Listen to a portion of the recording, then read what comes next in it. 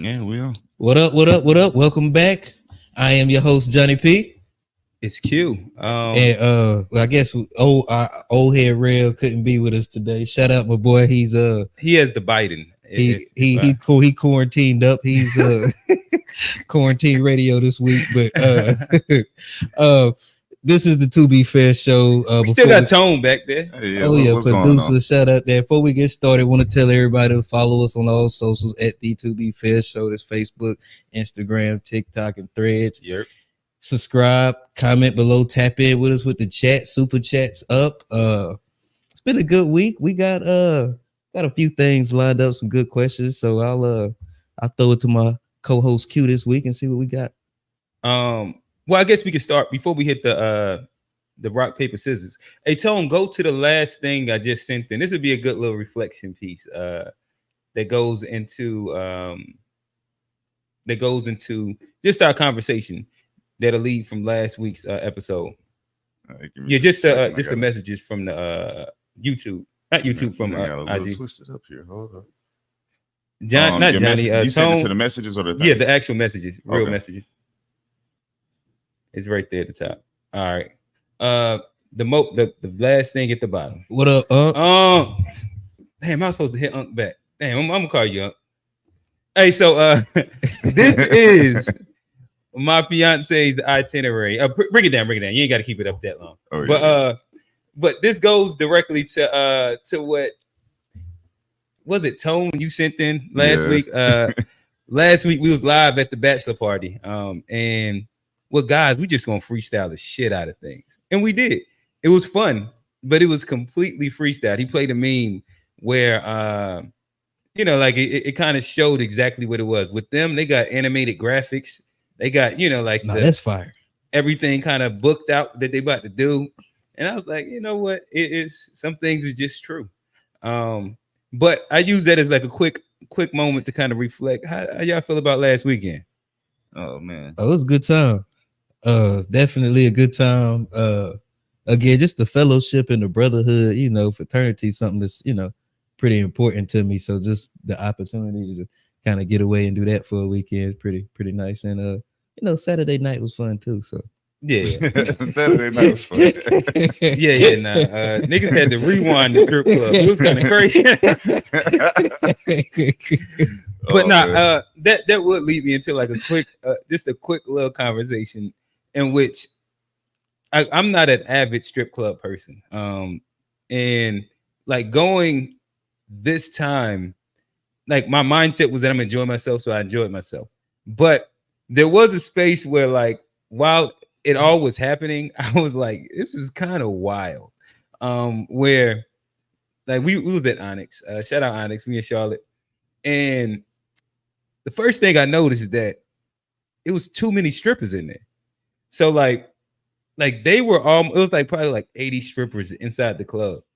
And just the way Onyx has it set up, when you got a section, it becomes a point where they end up being like vultures. And they're like standing, gawking, looking at you, begging to get into your section. And I know some guys would love that, but to me, it got to a point where I was tired of seeing women hanging on our rails with a vape and a fan, trying to access. And you know what I mean? I don't know. Johnny, talk to me. No, that's a very very valid point. I mean, to me, it was like it was fun. Let me not take that away. Yeah, I enjoyed the fuck out of it. We enjoyed it. It was a great ass time. But like when you reflect later, hey, shout out one of my homies. One of my homies found out that the stripper had a major and she graduated.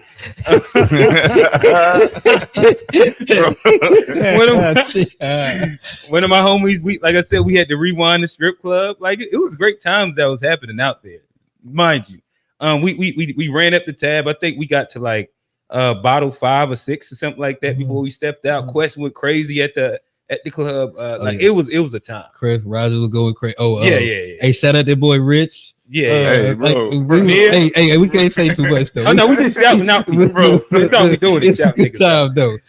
Good, definitely a good time. I was a little like, it was kind of, I didn't want to say sad because it was a good time, but like seeing that many women not like having fun Bro, and just it was staring at at one us. point, I Like, looked at this girl, her that's eyes what it was so was, bro. sad, bro. like it I was was like, bro. sad, bro. It's because they looking at you, looking to get Yeah, know. it looked so sad. It felt bro. like we was at a Like, brothel. It was kind of It bad. was sad, bro. I was like, oh my god. That's why at one point I was like, hey man, oh man, like I got a hole in the back of my head, and this chick is like a Scary. foot away, just staring at the back of my head. I'm like, And it's bad when like because they'll come up in pairs too, and give you the little puppy dog eyes. yeah, and one of them's shootable and the other one's not, and it's like, damn, I'm gonna hurt that like that non-attractive stripper's feelings. Hey, But shorty, I guess you- you gotta be like, fuck it, right?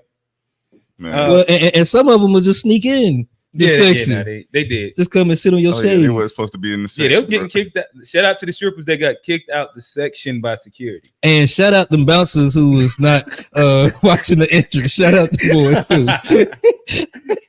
Yeah, nah, it was a great ass time. Tone, before we get off, any thoughts, reflections? Man, yeah, it was a good time. I had a time this week though, bro. I went like, I'm not gonna get into it. I would tell y'all this off the show. What I want to Okay. talk about. Yeah, I don't want to talk about it on here. Okay, got you. Tone got some exclusives. Hey, shout out to Tara. Hey, well, shout out to the whole chat. Shout out Unc. Shout out Don P. Chikui. I might have said that wrong. Everybody that's in there early. But what I will say is, shout out Tara. She be over there trolling on Wednesday, getting niggas mad. And it'd be kind of hilarious. She almost got me inside like, hey, let me define this shit extra. Oh, but- she got G last week. Oh, nah, she turned. I wasn't trying to say who was upset, but she be turning niggas up. But all right, Johnny, let's get it. let's get to this real quick. Let's get it done. Oh, yeah. Like I was doing on that ping pong. What the fuck was that? Like, That was all right. I got you still. Fuck them. My bad. no, So, I won. oh yeah, you got me. My bad. I'm That fresh man off a can't- basketball injury, so I ain't even trying to hit my hand. I'm like this, like goddamn. I ain't trying to actually hurt myself. But shoot, I'll let me go first. Okay. Let me go first. I'll let you round it up, but I ain't got too many. And Tone can go before me if you want. Hey, real quick, Unc say, I talked about it over 20 years ago, and I told people that stripping would be a job that would be overpopulated because it is a skill-less job. Yep. They out some of them there. had some skills, man. Oh well, yeah. That's Some of also- them had some skills. It Oh. was one of them that was in it looking like Shakari. Well, nah, Richardson. I ain't gonna lie. it was one of them that was Shout out swinging to Sakari, from the. still with Oh, us. shout out to Sakari. Shout out that boy Noah. But the shorty that was on the roof though, Yeah, Oh, she yeah. climbed I all the way missed up. that one. I she think could have been. was on She the could have roof, been yeah. Olympic, bro. That was pretty impressive. Yeah. Some of them do come with a skill set. for sure. But yeah, let me I got you. let me go. First one, I'm gonna start off. I'm gonna go to the. I think it's in the middle, but it's gonna be a Trump meme. All right. Okay, you can get us into the conversation. Yeah. We'll give you All right, extra so time. we're going right here with Meg no, Thee Stallion on Well, this. no, scroll down. It's gonna be under the black lady. No, keep on scrolling right there. Get him, Johnny. But yeah, because in the room, thousands of Hey, them. I said, I just let it play. Then I'll. Christians do not vote. Let me start it over. But I said to the Christians in the room, thousands of them, I said, typically Christians do not vote. Why it is, I don't know. You're rebellious. Something's going on. Don't worry about the future. You have to vote on November 5th. After that, you don't have to worry about voting anymore. I don't care because we're going to fix it. The country will be fixed and we won't even need your vote anymore because frankly, we will have such love. If you don't want to vote anymore, that's okay. But I said to the Christians in the room, Talk to him, Johnny. And I don't know if I explained that properly last week because people was I watched a little bit of it. You actually did try and get into that. and so I don't know how well I explained it, but people was just like, oh, Rail specifically. He ain't here. Shout out my boy Rail, but Rail was kind of Call in, real. We're gonna have a call in section. Man, Call in he'll give you the link. and build him a box. Go ahead. Oh yeah, a wet paper box, but but he tried to like I don't know. It just the assertion that he was gonna try to end democracy to me was crazy. When you actually hear what he's saying and you actually like listen to him in long form, that's not what he was saying at all. Was it marketed that way? Did they headline it that way on purpose? Of course, because we gonna fall for it every time. But I think if you listen to what he's saying, it's very reasonable. He's also not gonna be running again in 4 years, so probably and another reason he's talking about. But I just wanted to follow up from last week. I just wanted to put that out because I don't think I got that out last Gotcha. week. And yeah, nonetheless, like I know I didn't comment on it just because I try my best to not actually like give too much of an opinion on things that are like really short form like that are meant to be salacious. So like with that, it was clipped in a way that I was like, I wonder what he said before and after, and if that could make sense. So I kind of just let y'all have it and instigated a little bit. But then I went back and watched the full thing in which he kind of explained what he was saying. That, you know, like he was saying that I'm gonna do such a great, like whether you think that he can actually get shit done like that. That's a whole different story. But yeah, it wasn't inside any context of becoming a dictator, a fascist dictator. And nonetheless, I think that's just one of those good little moments where it's like, let's always try not to jump to conclusions and listen to things in full form, because of if you don't, likely is one side, it's either side of the coin, but they're likely trying to play a game on you, try and play a trick, especially if it's headlined out. CNN and headlines, they like 10%. Them motherfuckers miss like a motherfucker because it'd be clickbait and it'd be salacious, out of context clips, and you gotta pay attention to that. And the left does it as well. So I'm not the left, the right does it as well. Like Fox is, they're great at taking things out of context, but it's important, especially during this political season, to really make sure that you take the time to, all right, this headline hit, let me listen to the entire thing. Tone, you got something to round off with? Actually, I just want to round out, like what Tara said right here is actually pretty good. Christians are a voting bloc that does not vote often. The mainstream media trying to make that something else by cutting out the end was insane. The mainstream media are just showing everyone they cannot be trusted ever. Did you all see the video where Kamala, or Kamala, whatever her name is, was talking about immigration and said immigrants built this country? If you aren't Native American or come on a slave ship, then you're an immigrant. Did y'all see that? No, I hadn't seen that interview. So wait a minute. She said if you're not Native American or come over on a slave ship, so that means everybody else is immigrants. If you aren't Native American and came on a slave ship, then you're an immigrant. So that means everybody else except us and Indians are immigrants. Well, but I guess like we don't disagree on the idea that immigrants built this country. Well, all right, never mind. Because then we get into like that FBA shit. Yeah, like that's why I wanted to like clarify exactly what she was saying. We don't have to.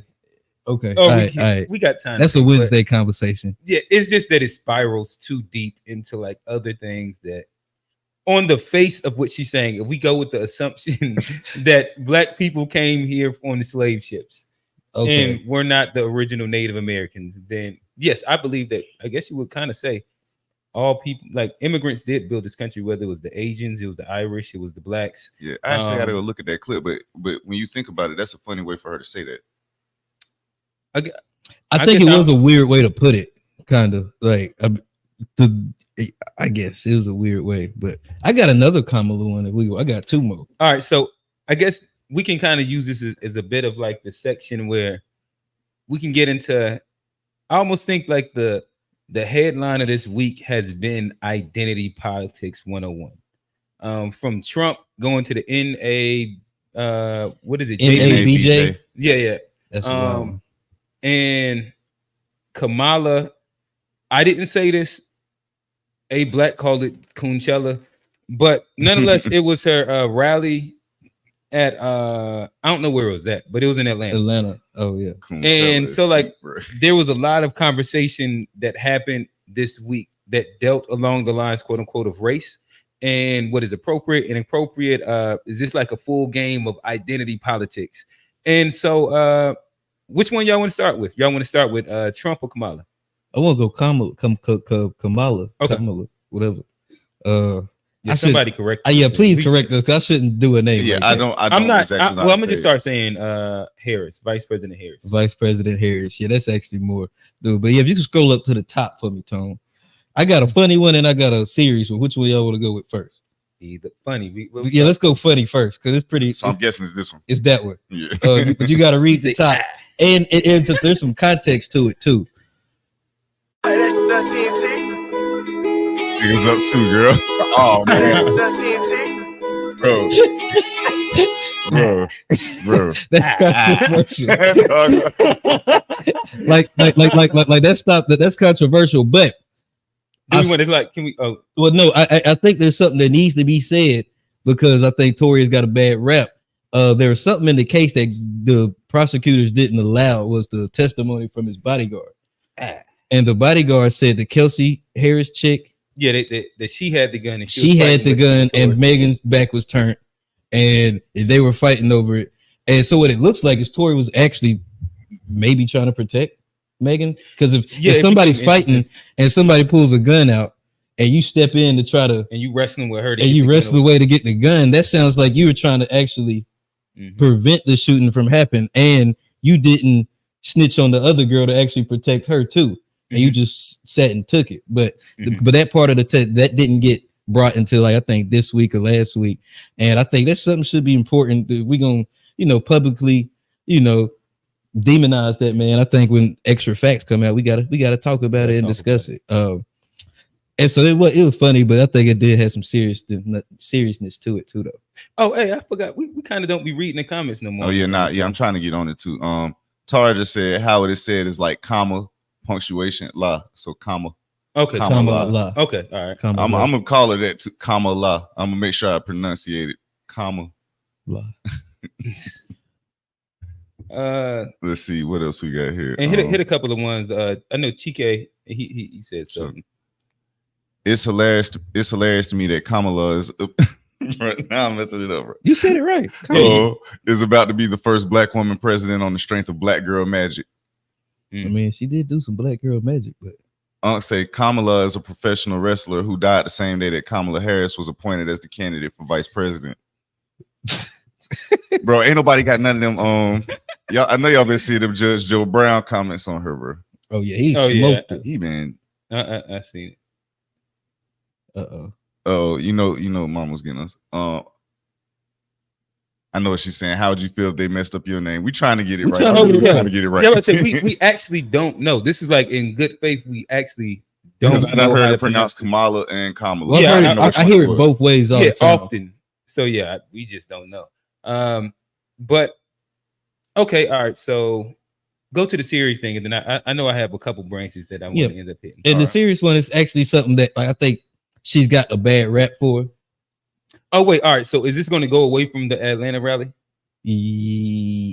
All right. So let's talk about black people. Oh yeah. So let's address that now. Just off the screen. Real quick, this was something good that Don P just said. Where you about to go? I don't think identity politics would be a thing if Kamala's campaign would just focus on policies. Maybe, but all right. We're about to get there. And I think G got it right last week too. Is what he said was like when they made her the vice president or made her the running partner, that was the identity politics play that happened 4 years ago. I think now they're doing it less as an identity play, but more as like a desperation play. Does that make her a DEI hire? And it's maybe, but I still don't necessarily agree with that. Well, I don't necessarily agree with that. And are we gonna get into all of these? Well, no, I think actually, I want to answer his question. I know. Let's get to that.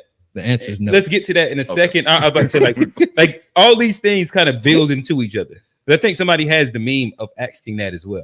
But damn, where were we just at? We were talking about Kamala Harris. With the Atlanta rally. The Atlanta rally. Politics. You ain't want me to go to the. You messed up my train of thought.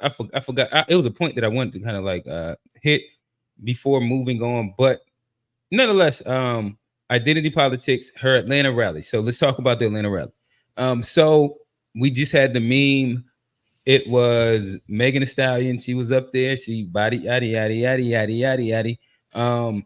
Hey, check my whatchamacallit. I might have actually sent in a meme that kind of has her doing her thing. I don't know. We'll see. Okay. A lot of things happened this week, so I ain't got it. But nonetheless, so she had Megan Thee Stallion twerking on stage. She had Quavo out there. She said, "Walk it like you talk it." She said, "Walk it like you talk it." She said, "If you don't like me, say it to my face," or something like that. Like she was really playing up the urban card this week. Like I woke up and I just seen like 15 memeable moments on Tuesday. I think it was Tuesday or Wednesday. What is your overall thoughts on the rally? I guess we'll start there. Do you think it was a net positive, net negative? Yeah, I don't know. I don't really care. I mean, to me, because I ain't really pay too much attention to it, but I ain't hear no policies. Like the moments that went viral weren't about anything of substance, so I can't really tell you if it was net positive or net negative. I think it was net neutral, but I do think like to answer what Tone and them was saying about it being DEI, like I think if something's like of desperation, you know, I don't think it can be a DEI hire because like I think DEI hires are. And I'll also go because you said you triggered to me what I was about to go to. You said G made the point that it was a DEI hire last time, but I also disagree with that. If you remember, during that time, it was her, Bernie, and Biden that was all running. And at first, Biden was losing in all polling to whatchamacallit, but Harris was beating Trump in all like polling when they did like side by side those two. Back it was like 4 years ago. So before she went out, it wasn't like she was like one of the like bottom 17 people running. Like she made the debate stage. She was like one of the more popular candidates. Yeah, that's true. So to me, I can't say it's a DEI hire where you have somebody like JD Vance that nobody fucking knows, and you know what I mean, it's almost as goofy as they come. And saying he's not a DEI hire for white men, and saying that she is, even though like she actually did make it, I guess she would say like she was third or fourth place inside the primaries before she became vice president. I guess it's kind of hard for me to say that. And she was like in polling, quote unquote. So she was beating Trump. So she wouldn't be a DEI hire this time around either then. A DEI, she was just like she was the next person up. I think we could talk about if it was strategic for Democrats to do that, and they wanted to do that to make sure that they got their person in that they wanted. I think that's his own conversation. Yeah, I think that's. But I don't see where like the DEI part would specifically. So you don't see that as being DEI if that's what they did, like. Well, no, Tone, that's that really is what I think. But Tone, the issue though is like a lot of times that ain't got nothing to do with her like her race or gender qualifications. Like that deals with them wanting to continue the Biden policies and keep the Biden money in play. And a big criticism of the DEI is they're saying that they hire people that are less qualified to meet the DEI quotas, like based purely off race, or gender, like they was talking gender, about, like the Secret Service when they was talking about the woman, and stuff. They were saying like because of DEI, the service has got bad. If you have a person that's just, if she's of quality, she's the best choice around. That's not DEI. That's not. I mean. Well, that's not the criticism of DEI. You know, I don't know why they just picking the best candidate. They're not picking somebody based on race or better yet, the candidate that they want. Because I don't know if she's the best candidate because she didn't have to run against nobody. Oh, true. But I think they picked their candidate, who they wanted. They wanted. Yeah. They didn't leave it up to like, and this is where you could be like, is it usurping or whatever that word is, democracy, possibly, where like the Democrats. They didn't actually hold the primary, and so like them choosing it, that's different than like, you know, a normal election would be. But yeah, like I said, it's hard for me to say DEI only because she was already a popular candidate prior to getting put on to vice president. But she wasn't about to win she wasn't about to win the presidential thing. That's the whole thing. She wasn't about to win. Neither was Biden. Biden. Are you talking about like this year? Like, no, I'm talking about the previous time that she. Oh no, she wasn't. That's why they chose Biden. But she was popular enough. Like I literally think, and I don't think this is a bad thing. Like, because I mean, like depending on what we're talking about, people look at DEI as a bad thing, and in other situations, it's a good thing, and we needed to ensure that Black people are getting equal treatment within businesses. That was the problem with affirmative action, though. Hear what I'm saying? Though. But I'm go ahead. I'm gonna let you land, and then I'm gonna go. Dang, I really just lost my train of thought. I was in a boat. Answering to what you were saying. No, she wasn't going to win, but if she's like a top 3-4 candidate, like the left was not going to get Bernie Sanders because a lot of the moderate and centrist left was not going to ride with him because they look at him as socialist and commie. Like she was like the best ish. So you don't think she was like, okay, in She my was already eyes, the way popular. I remember this campaign going when they was running or whatever, people wasn't sure on Biden, and then he put Kamala as his vice president, and that was a thing that made it look like, hey, black woman, chucks and pearls.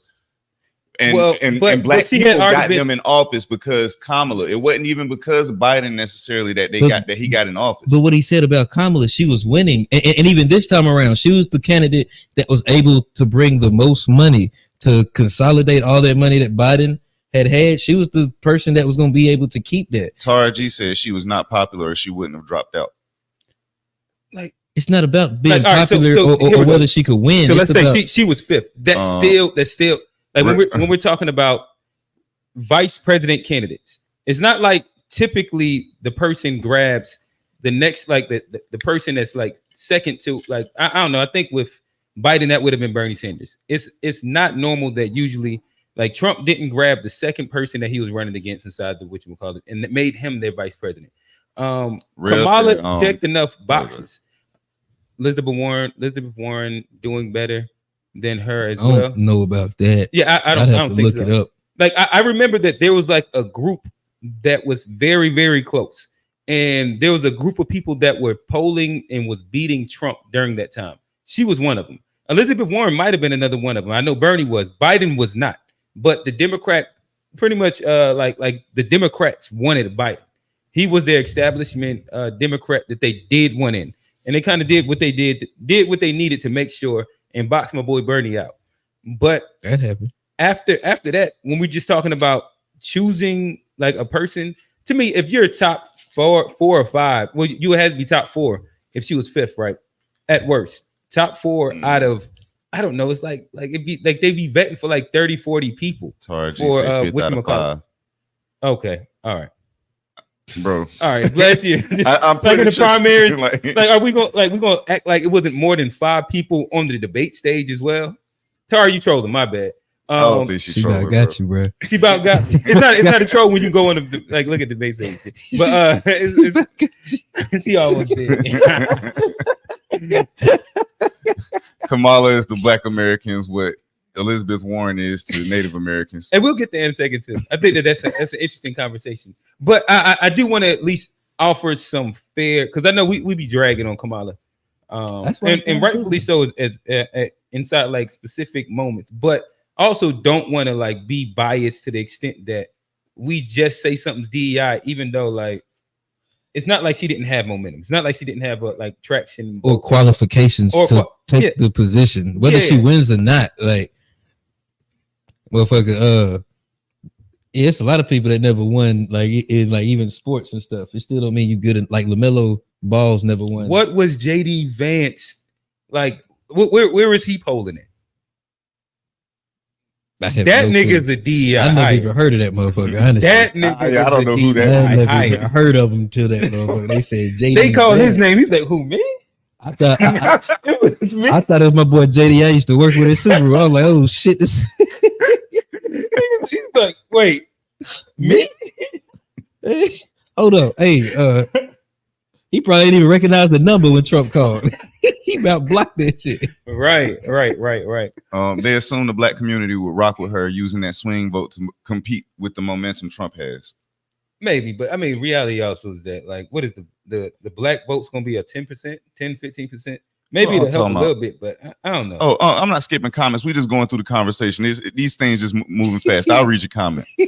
I'll say my comment too controversial. It's a lot of comments. Affirmative action helped white women in their agenda way more than it did any black person. Yeah. Male or female, white women got more things done with affirmative action than any person of any nationality. What y'all think? That's the point I was making. Like, talking about like well, that is a point. Well, yeah, statistically, that is true about affirmative action specifically. Yes, that has been like most beneficial to white women because of like they with intersectionality become a minority. Hey, let's see. And they're attached close enough to the white power structure. That'll be the answer to that. Johnny, did you want to get something else in? Yeah. Well, we ain't really gotten to your memes yet. You was kind of you said you had something else with Kamala. Yeah. Go to the top of mine. All right. Cone, please, kind sir. Yeah, top right corner. And it looks like she's on Who Want to Be a Millionaire. Yeah, but I think because I want to put some context on it because she gets a bad rep for, I guess, saying she's gonna confiscate guns. Oh, she be talking about that when she got back. So this is a Second Amendment thing, and I think this is a very reasonable take on the Second Amendment. And I'll let y'all, see what y'all think. Because like I said, I want to be fair too. That we've got a bunch of young black and brown men in prison. That argument is not working. What I suggest we do as African Americans is own this issue in law enforcement and then define it in the way that works for us, because it is a myth to say that African Americans don't want law enforcement. Mm-hmm. We do. We want our grandmothers to be able to walk to church and be safe. We want our babies to be able to walk to the park and be safe. What we don't want is racial profiling. What we don't want is excessive force. That's right. What we don't want is to have our civil liberties and civil rights be stripped. But we do want law enforcement. So let's define it in the way that works for us by saying, I want community policing. I want a police department that works in my neighborhood and in my community that reflects the mores and the culture and respects my grandmother. Again, when they walk in to talk to her, I want a system of accountability in the criminal justice system that says law enforcement needs to own crime prevention as much as it talks about long sentences. Because nationally, only 18% of serious crime results in an arrest.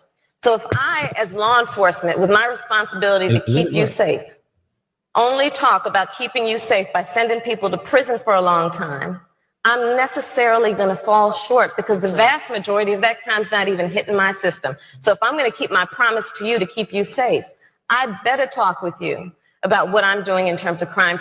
Nobody cares about. Okay, I had my clips confused, but that was still a very fair clip. There's another one that she has about the Second Amendment. Do we want to talk about that clip? That clip? Yeah, we can. Yeah, because I think that was a great clip. I think she said, like, that's why I put it in here too. I just got my clips confused, but I think actually I like that one better because I think what she said was very reasonable. I don't think she said nothing wrong. I think it gives maybe context to some of the stuff that she might have did in California. Okay. Or as DA or as a prosecutor, and it shows, the way she spoke about it, you can tell she cares about the community. Also, my bad. It echoes some of the sentiments we've even said, about our own community. And so again, we have, we've been kicking Kamala for like maybe like 2 episodes, right? and so what I will say. Again, to be fair, in the same way I said that's the same thing about Trump, to open up the show when it came down to out of context clips and sensational headlines. So I do need now, because I hear it too much and I haven't seen the actual facts. I've looked up these things and I wasn't able to like put my finger on it. I want to see where the number of, when they say like thousands of black men that she put away for marijuana is at. Because I've heard the other side where they're saying 45 and shit like that. I just want to know what the fact sheet is. Like right there, I just heard her say, like, us as an African American community. I want to know, like, where are the clips of her or saying that she's not black?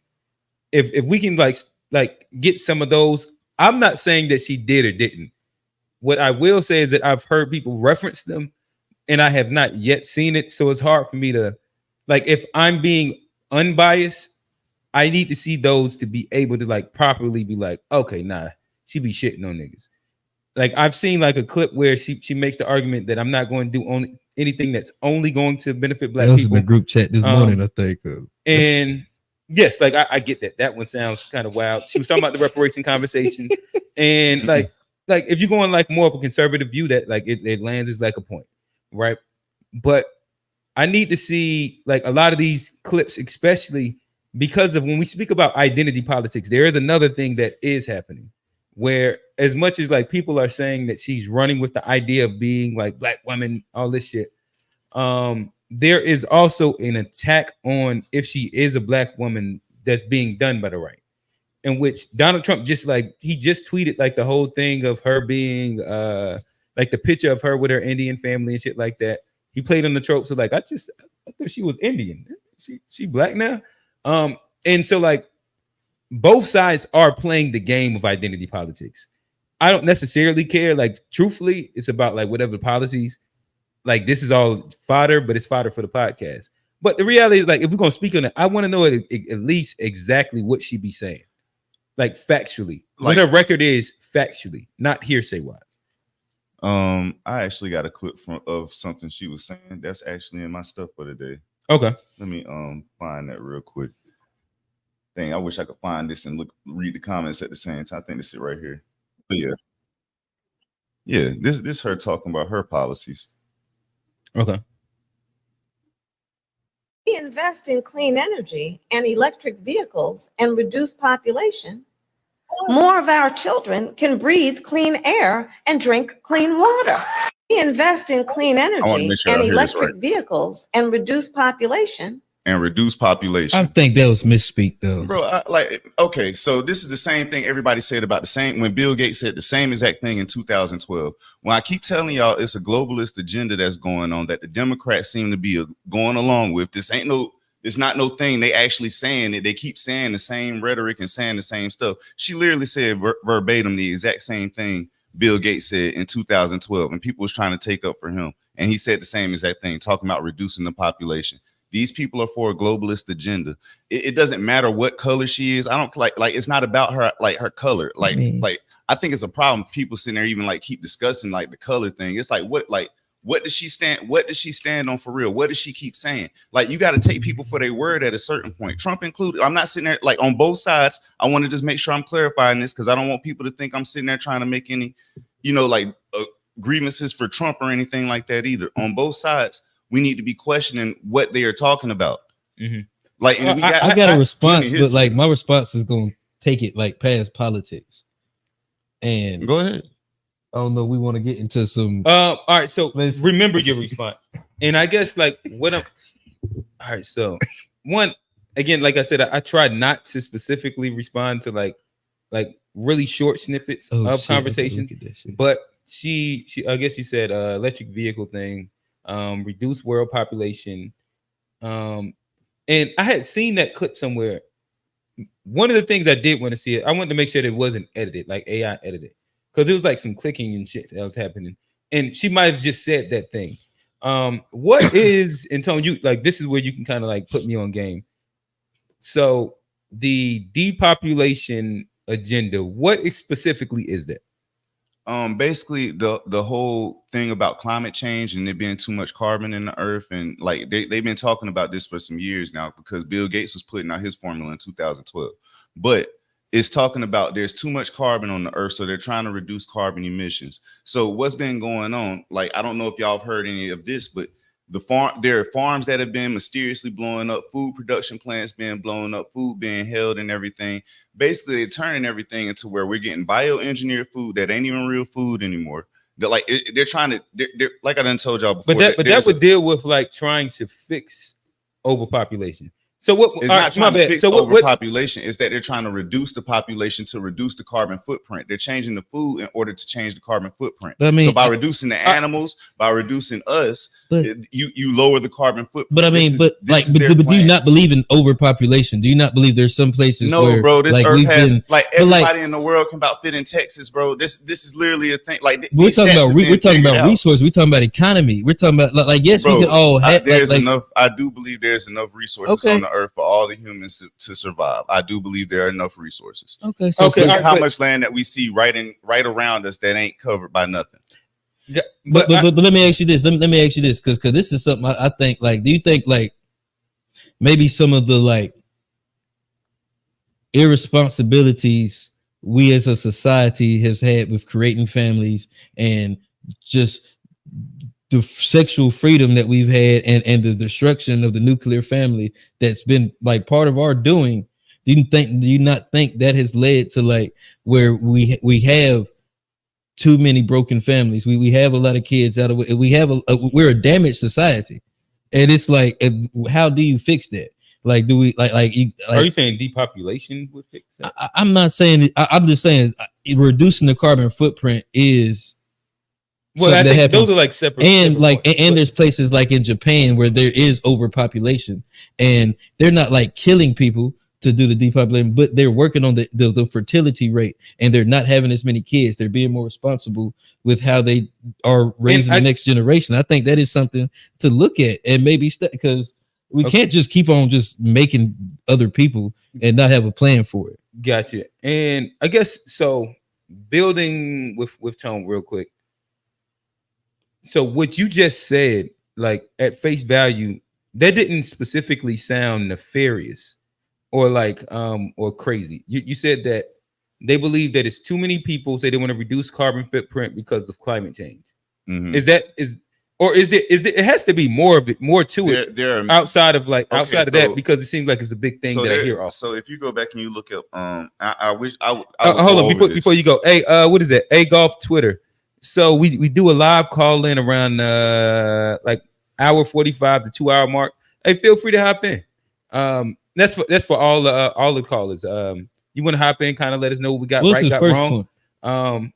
But yeah, let's read his first comment. Let me go up. Yeah, he said, even if you don't want to vote for the best post-pandemic economic recovery of the G20, yeah, my fault. Record low unemployment and low drama from government. Vote against wannabe dictators. That's probably the same vote for, I guess, Kamala. Probably. I guess so. Vote against wannabe dictators so that your children and their children will be able to experience the American Republic and also have a chance to vote against wannabe dictators. Oh yeah, all right. And scroll up a little bit. Let's see if we missed any of those comments. But Tone, I think you was about to say something too. Yeah, I lost my train. I really want to go over the comments. There's a lot of comments. Okay. Here. We'll try and steamroll and let you get through some of these. Yeah, I got to go back up. Lord, there's a bunch of them. Shout out to the chat. Yeah, shout out to the chat. We love it. Again, while he's peeling it up. How was she the first Indian senator in California before transitioning into the first black woman presidential candidate? She was a red dot the whole time. Then she blacked out. Well, she went to Howard and Pledge, aka.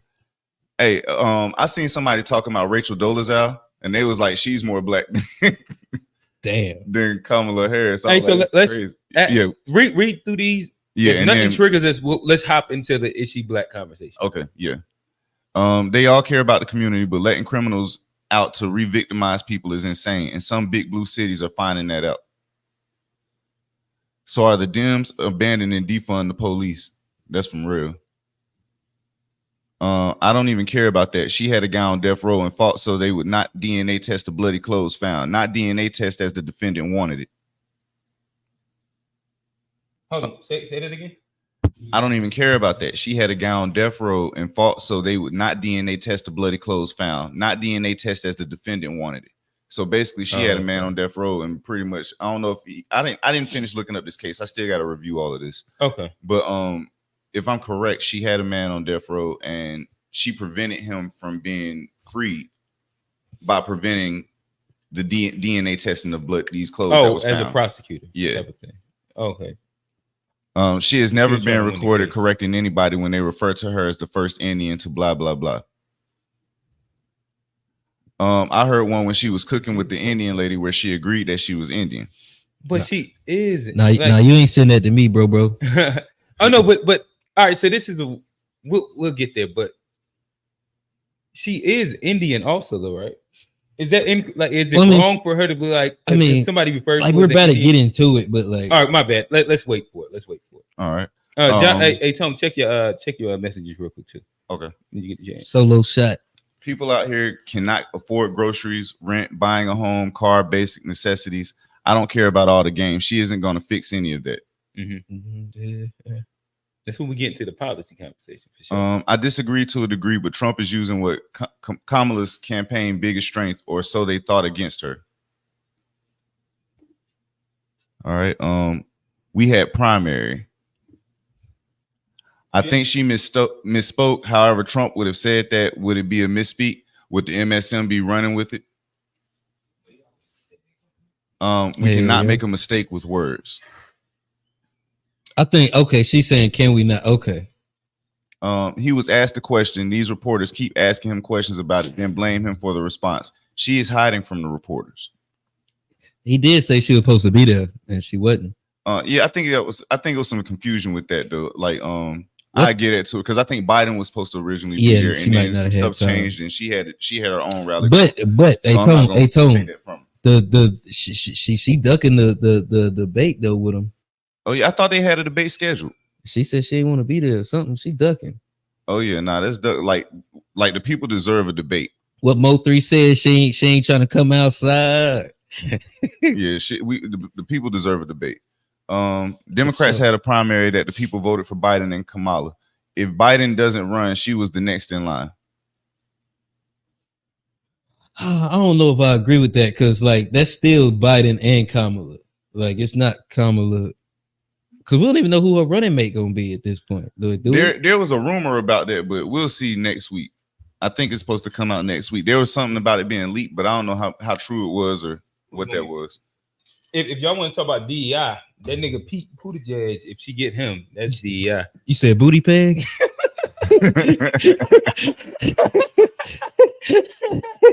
Now that was a miss. That's the thing to his speaking. Her campaign is not promoting any specific policies. It's strictly focused on identity politics. She did a RuPaul ad, for goodness sake. Damn. I ain't seen it. That ain't come across my timeline. Hey, real quick though. Shout out to I will also say there's like this and you know we make like LGBTQ jokes here all the time. But the first half of my week was like the timeline was saying, "Hey, I can't believe they let a trans boxer beat women up and shit like that." And then you find out this motherfucker was born a woman. She's from Algeria. Like, oh, all right. Like man. they don't allow trans people from it's a Muslim country. Like, what are y'all talking about? Like, I get it, but like she's from Algeria. Like she would die. Like they would kill her. Like when I say how many think pieces and like people going crazy on it, and then I find out, oh, this just a manly looking woman. She's from she got a vagina. Like she was born a woman. Look up Algeria. Like they like she from she's not like they don't allow that where she from. Like she can't be. It's again impossible. like we said, like we tend to like we've been called the conservative podcast before. Trump lovers, MAGA, like the reality that we kind of like call it out both ways. And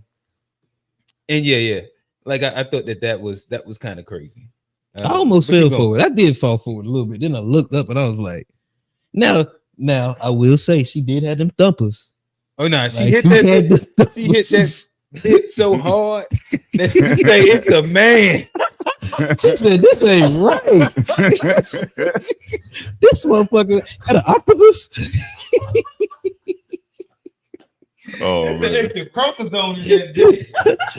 She got 8 Y chromosomes. Okay. I ain't never got hit that hard, boy. I know we probably ain't gonna completely catch up, but I feel like we did our due justice. I was trying to see if there's anything really important here. Okay. All right. So let me tell them this. Hey, super chats always get read, no questions. Oh no. Here go what Tara G said. I thought Japan was trying to get their birth rate up. Now down. Which one is there's one that's completely overpopulated. It's Japan. Now are we talking about China or Japan? And I know that they're trying to get more. Is it men or women in this society? Well, they're like paying black people to come over there. But I think that's because. Well, maybe I'm thinking about China because China did have the policy where they had the one child. Yeah. Okay. And they was prioritizing. Was it men or women? I can't remember which one it was, but I know they have a deficit inside one of the other. I got my Asian countries mixed up. I don't believe there's an overpopulation problem. It's just the elite don't want to share. So if you don't have money, they don't want you to have children because most of the 1% are damn near sterile. That's probably a great perspective on it.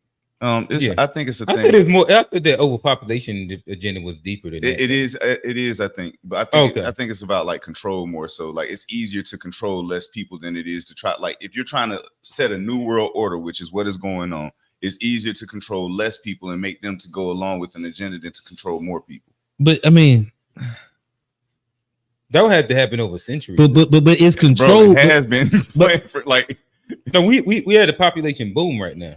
Like it's starting. No, I'm saying like it wouldn't have to happen over centuries. What I'm saying is the plan has been in effect for years. There are other things that sit in play where it's like, I don't want to get into. Hey, hit Kofi. Hit Kofi. You can tell he's just now joining in. We've been. Peace to the MAGA panel of brothers. You gotta be trolling, bro. We on your side this week. Yeah, they was giving the right hell this entire time. But damn, it's gonna be crazy. He about to come when we give Trump props though. He better be bad right now. But oh no. All right, so no, we was about to get into the DEI conversation. Oh, and Agolf is with Trump, I guess. Oh, for real? Oh, he's saying that. All right, we'll get to it in a second. Look like we got some paragraphs. Man, Ma, I'm not trying to skip no comments. I promise listen, y'all get like a lot of comments. Yeah. Who's if we have skipped any comments? Matter of fact, I read all her comments up to now. Yeah, no, it's okay. I think that sometimes I chat be a little slow. Sometimes it be popping. Right now we got some commentary going, so it's gonna be hard to hit everybody. But hey, y'all continue talking to each other in the chat too. Let's make this a community kind of like conversation, and we'll tune in and we'll comment to y'all conversations as well. Hey, we got the community group on Facebook. Hey, yeah, if somebody say some bullshit in the comments, call them out. Yeah. But all right, so DEI, who wants the no, is she black? That's what we was about to get into. Is she black? So what is y'all thoughts on this right now? I don't care whether she black or not. Okay, that's fair enough. She's not black, she's Kamala. But he's not black, she's OJ. Oh, never mind. He said he's been against Trump. Okay, so I don't know which side he's on. He said he's been against Trump. Let me clarify. I think my problem with DEI. No, we talking about is she black? Is she black? Okay. Black. I love how Trump say black. That nigga be. It almost feel like bro leading into that black. I don't love how he says it. I mean, is she? I mean, she AKA. Is she like? I mean, all right. So she check enough boxes off to be like black. Because I mean, there's a lot of people that we claim that are mixed or that have a mixed race, and now like we all of a sudden act like we don't know what mixed people are now. And that we ain't been claiming mixed people as black like for decades, and so like now has she like the question of whether she's black or not? I don't think that's a question. Has she exploited her blackness at certain times for her benefit? That might be a more fair question. But whether she's black or not, I think it's. I mean, because black is bigger than FBA. Because Trey gonna say she ain't FBA, but like we talk about black, that's bigger than just FBA, and she's definitely black. Gotcha. So I guess. I'll probably go a couple roads with this. One, it does go into like this, like my critique of leaving like the FBA and all that shit conversation, right?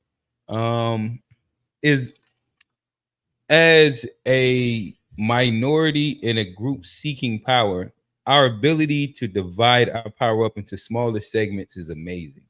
And like the infighting that happens about like these small nuanced little things instead of actually coming together within community. We act like clicking up gonna help. Like clicking up with small minorities and making your numbers smaller. Shit just gonna get you stepped on. I think that's crazy. Again, hey chat. Hey, send some TikTok links. We can click them in whatchamacallit. If y'all have some clips or articles or statements specifically, not just one-liners, but like full like commentary where she's saying she's not black, I would love to see that. I'm not saying it doesn't exist. What I'm saying is I only hear niggas like he say, she say. But it never is backed up. And I would imagine the viral clips would have happened to already went viral. But then we get into like the conversation again, if we're just staying on is she black? Is she culturally black, I guess? Where I don't know, like to me, every time I see pictures of her younger, she looks like she's dressed like a black woman, has the the bamboo earrings like a black woman. She dated Montel. Like she went to Howard, and during that entire time, she seemed black to me. She pledged AKA. She like you said, dated Montel. She looked like she was like his arm candy during that time. Like if you don't, that's I guess I'm trying to understand like when was the era that she wasn't identifying as black? Like I'm not saying that it doesn't exist. Again, I'm not saying that. Check. Correct me if y'all have the information. Put the links inside there. What I'm saying is that I haven't seen it yet, and I've been waiting for it. And if it does exist, show us so that we can have better commentary to it. But to go into where we was at, where we hopped into this, it was a meme or something that was talking about how she agreed with an Indian woman saying that she was Indian, right? And which she is half Indian. Or if Trey says it, Trey says that she's like 80% Indian. But you know, shout out FBA Trey, that's my boy. But to what we know, hey, next week, Trey, we need you. Next week, buddy, we need you. but my thing is when we get into the like, she is of mixed race, and like to me, if somebody was half black, half white, and they said black community or black anything, we would feel a way if they didn't acknowledge that, correct? Like, so if J. Cole said that he's not black, or like as a black man, we would feel a kind of way, correct? Right. I don't see that as any different with her and being Indian. Her mother is Indian. She's like, she understands and has grew up within some of those roots. What would She be got wrong? the red dot in the baby picture. What would be wrong with her acknowledging half of her lineage? That seems kind of crazy to me. Like, if that's what we're gonna make the identity politic about, where like obviously she's half black and half Indian. So to acknowledge both, it just seems like it makes sense. But I don't know. What's your thoughts? Like I say, I don't know why we acting like mixed people don't exist no more. To me, like as black people, like that's been like a thing because like if like we consider like if she was denouncing it, I understand them. Well, but if like if she was doing what Drake was doing for half his life, but making fun of black culture, saying like pretty much just only being Jewish for a while. But like I get that, but like, I haven't seen the track record of that. But like even that, think about like we always pride ourselves on like I think G said something about the one drop rule on Wednesday, and it's like if somebody like if a white person and a black person have a baby, people say the baby's black. So like even from the whole history of our country, if you had one black parent, he was considered black. Like Kamala wouldn't have been able to go to their bathrooms or nothing like that. Like I mean, so like to sit up there and say she's not like. And like I said, I'm not a big fan of her. I'm not like and you know it'd be funny. A lot of policies I don't necessarily agree with her on. And but and we'll get to like that in a second. her identity as a black person is like, how can we question that? Or like how are we really like in good faith gonna question her black? But we allow J. Cole's and there's all these other mixed people that we allow to have a say in our community. What would also be weird to me is. This is like one of the topics that I see the FBAs and the Pan-Africans agree on. And it's just so interesting that the Pan-African group would take the stance of like, she ain't black. And like that's one of my head scratching moments where I'm like, is everybody here just to see the world burn and like nobody's ever going to be good enough? Because again, like we're not specifically critiquing her policy. And again, I'm not saying that she hasn't denounced. If she has, just show me. I personally haven't seen it, and like I said, all the stats that I've heard read out, or not read out, I've heard quoted and requoted, like the game of telephone. Show me those so that I can make more of an informed decision. Those are the things that I haven't seen, and I would love to see it so I can make a better decision and opinion. No, I agree with it, and especially we talking about Pan-African.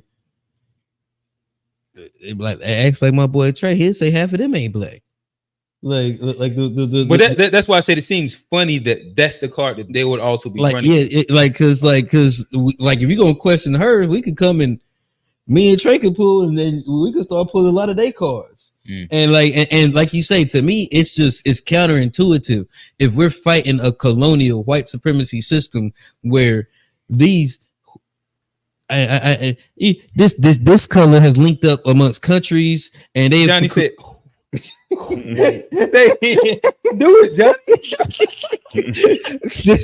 this color, but they've linked up amongst countries, and their colonial system, palm skin, it supersedes nationality. It supersedes religion. It's because it's Jew. But all they look at is this skin.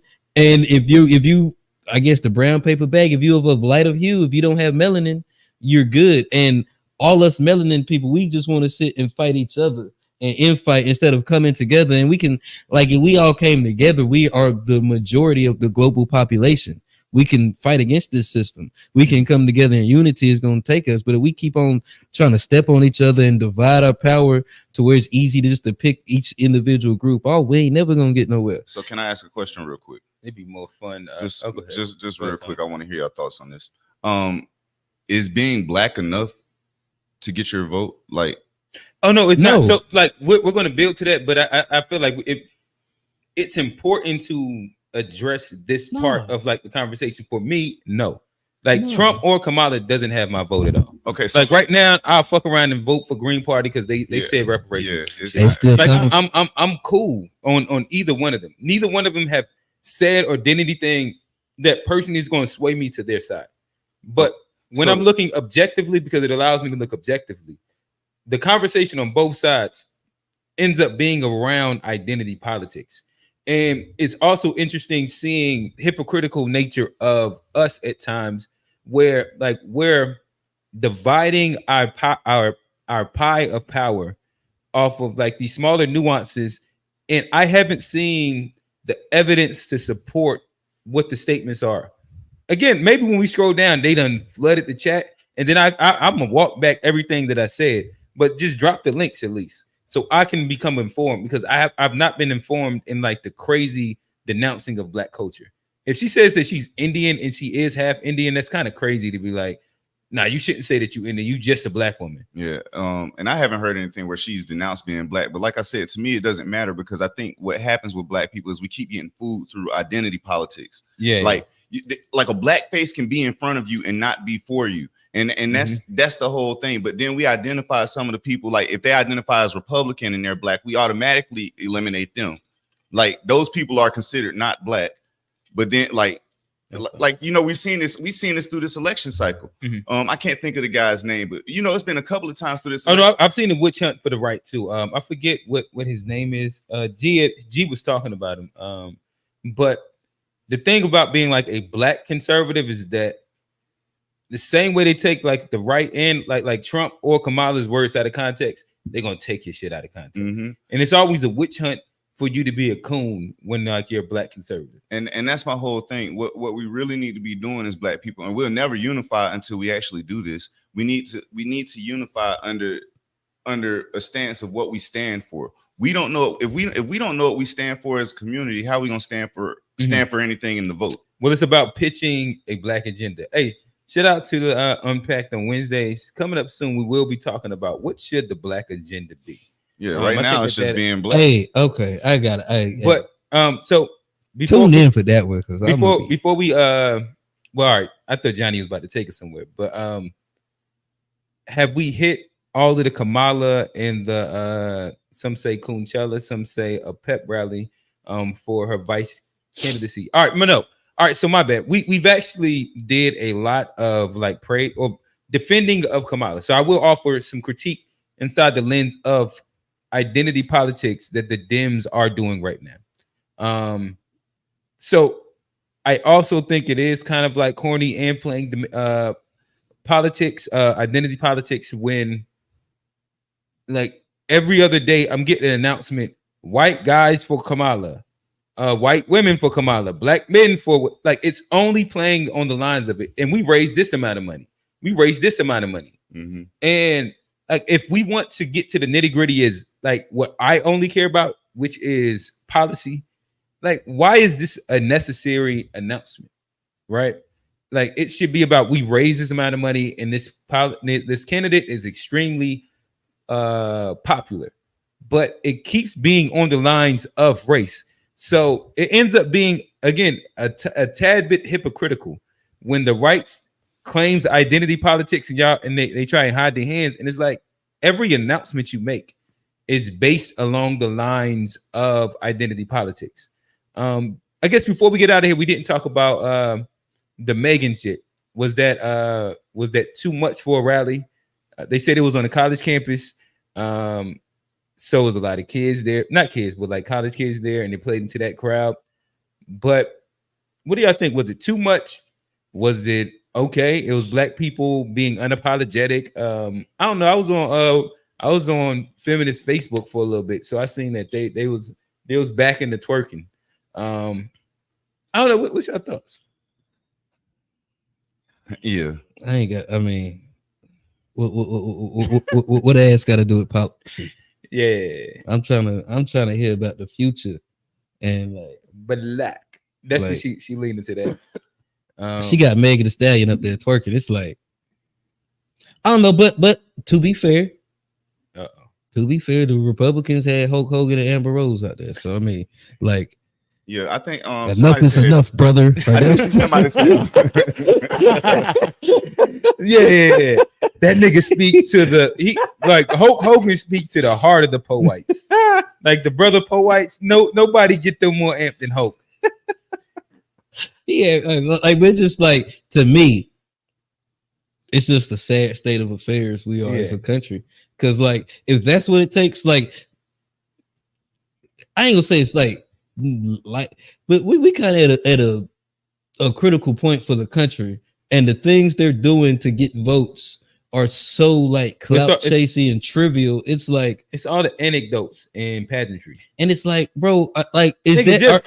on stupid? The better policy? Like, that's all I care about. But are we that stupid as a society and as a people to where that just doesn't work? Yes, because half our population watch Real Housewives and Love and Hip Hop. Well, then we gotta. I mean, it's y'all's fault. In America. basketball and football. Hey, America, this is y'all's fault. Yeah, because this is y'all's fault. Like we. This is the same tried. thing that the LeBron and Jordan conversation be. Like we've tried. Niggas just start hurling off shit just because of like they. Yeah, it's identity politics. Hey, shout out my boy A Black, Mayor of Charlotte. He said that boy LeBron wasn't top 20. A wild take.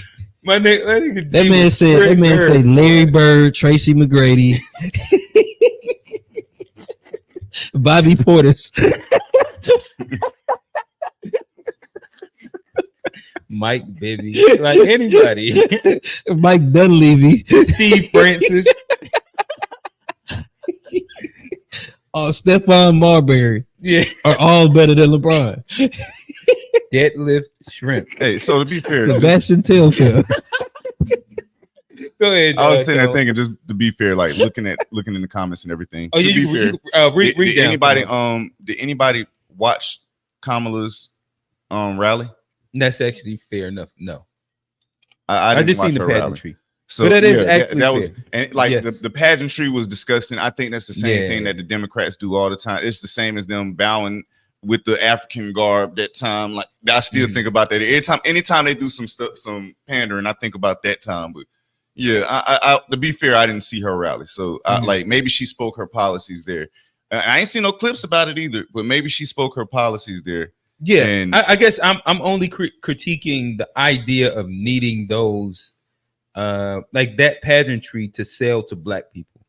Yeah, I don't think. And that's my only issue is that if you just make it focused around what you're going to do for, like, whether it's like you have a great economic plan and policies that you're going to go with, you know what I mean? Like you have a great little tax, or like your foreign, because like truthfully, Biden and Harris, they losing a lot of the left with their perspective, or not their actions over in Israel. Like if you got something to do, like it's a bunch of things that you can say that can sway some people, especially the college students, that has nothing to do with twerking though. But she might have. And I just hate that they needed that also. But hey Tom, read some of these comments. Well, I start where I'm at. I'm on Rail's comment. If you're mixed black and white, and when you speak to black folk, you're black, but then speak to white folk and say you're white, is that acceptable? I don't know. You gotta ask white people. I don't know what they be thinking or what they feel. Yeah, if the white people accept you as white, hey, go for it. Yeah, I don't know. Yeah, but black wise, we don't really. Yeah, no, but more times than that, like we feel a way if you are if you like mixed and you don't say you're black. You're only not black if you're Republican. Right. But truthfully, if you're mixed and you don't say you're black, most people feel away, right? Mm-hmm. And that's what I'm saying. Like, so if she's mixed with Indian and she doesn't claim her Indian heritage, like, I don't know, that it seemed kind of like wild that she would denounce that. Or that she would need to make a clarification. What did people want her to be like, hey, no, I'm only half Indian. Tone. Check your phone. But yeah, keep going, Tone. All right. Hey, and I'll also like to say this as Tone is checking his phone. I put my money up. Any podcast, right? Find y'all a better reader than Tone. Bro. Like he graduated top of his class, English honors, AP. He don't miss a word. AP English? He don't stutter. Like Tone is an expert comment reader. Y'all find him. And I put my money up on my boy Tone. Talk to me. A connoisseur of the English language, if you would. Right, talk to me. When Tone don't be here, we be up here reading like We be stuttering and shit, bro. Niggas sound like they need hooked on phonics and shit. Yeah, I appreciate it. Dang, I'm trying to do this at the same time. I'm gonna read, man. I'll get back to the comment in a second. I got you. Just solo me and let's get to it. Okay, she is pandering to whoever she needs to get the vote. That's politics. I'm waiting for mainstream media to talk about her policies or ask her any hard questions. Facts. And I'm with that. Mhm. And I to go to that, now I want her, and we're about to get to the Trump NABJ conversation, in which I'd say what I'm waiting for her is that now she needs to step up and go sit with a group of uncomfortables and have a real conversation and address their grievances. Because of what we did see is Trump sat down with a bunch of, or at least one, really, it was really one lady that was really, really anti him, but they asked all the black questions that we all wanted to see. And I see people say on Facebook and Instagram and all that shit. And he did it. He went into the lines then, whether you think he did good or bad. I think that she now needs one of those hardball interviews. Like, it's really easy to sound good when it comes down to like playing questions and softball interviews, but I would love for her to actually have to go through one of those interviews. But keep going. All right. He has no issue with legal immigrants. Why is illegal and legal so hard to comprehend? My mother is also voting Trump. They shout out Tara Mom Dukes. If Or you not, have 1 I don't ounce know. of black in you, you're black. I guess that's what. I think that's what she was saying. But does that also still apply? Like if she's Indian, also, does that mean if she has 1 ounce of Indian in her, is she also Indian? And that's when we get into like this weird little racial war thing, where like we're trying to like make sure this person is only this one specific thing when they have a mixed heritage. I think it's like, all right, bro. Never let a white nationalist be the gatekeeper of who is or isn't black. Agolf, I'm starting to think you're trolling at this point, man. Oh no, well he is we're about to get to the Trump thing.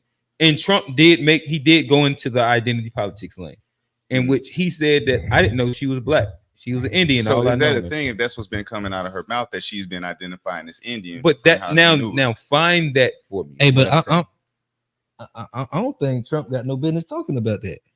But Like, they asked him that. Well, no, they asked him. So like to be fair, he was at a black thing, and then they asked her. I don't know, because like we don't know, like, and we're black. Well, he people, had an we're opinion. confused. I don't know. Like I'd rather Trump say whatever he got to say. If I agree with it or don't agree with it, then I got the opportunity to choose. Okay, right. I don't need him. Like I think that's what a lot of people like about Trump, is that he might sound ignorant as fuck, but at least he ain't lying to you. But like that'd be me talking about baseball right now.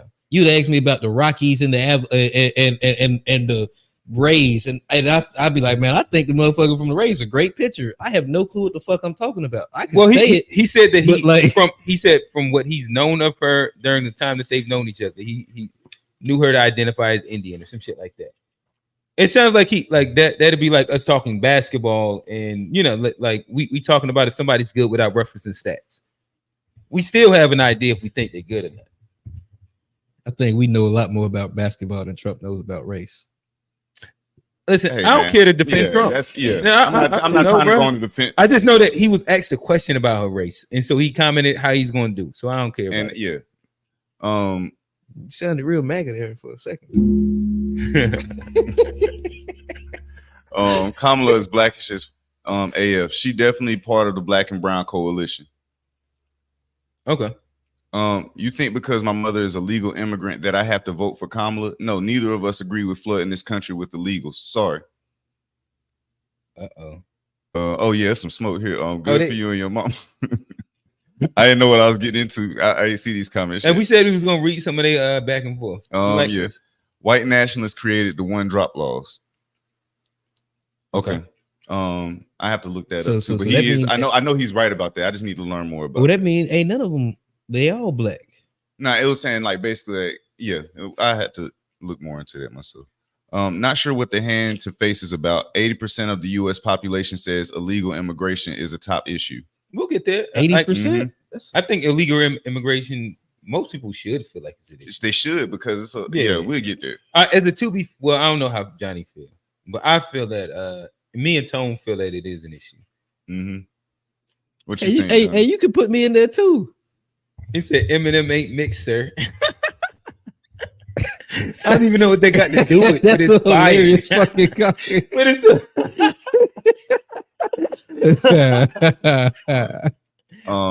Don P says Sharon Young, not the one drop rule. I'm going based off how she identifies herself in public. I don't see black until she campaigns.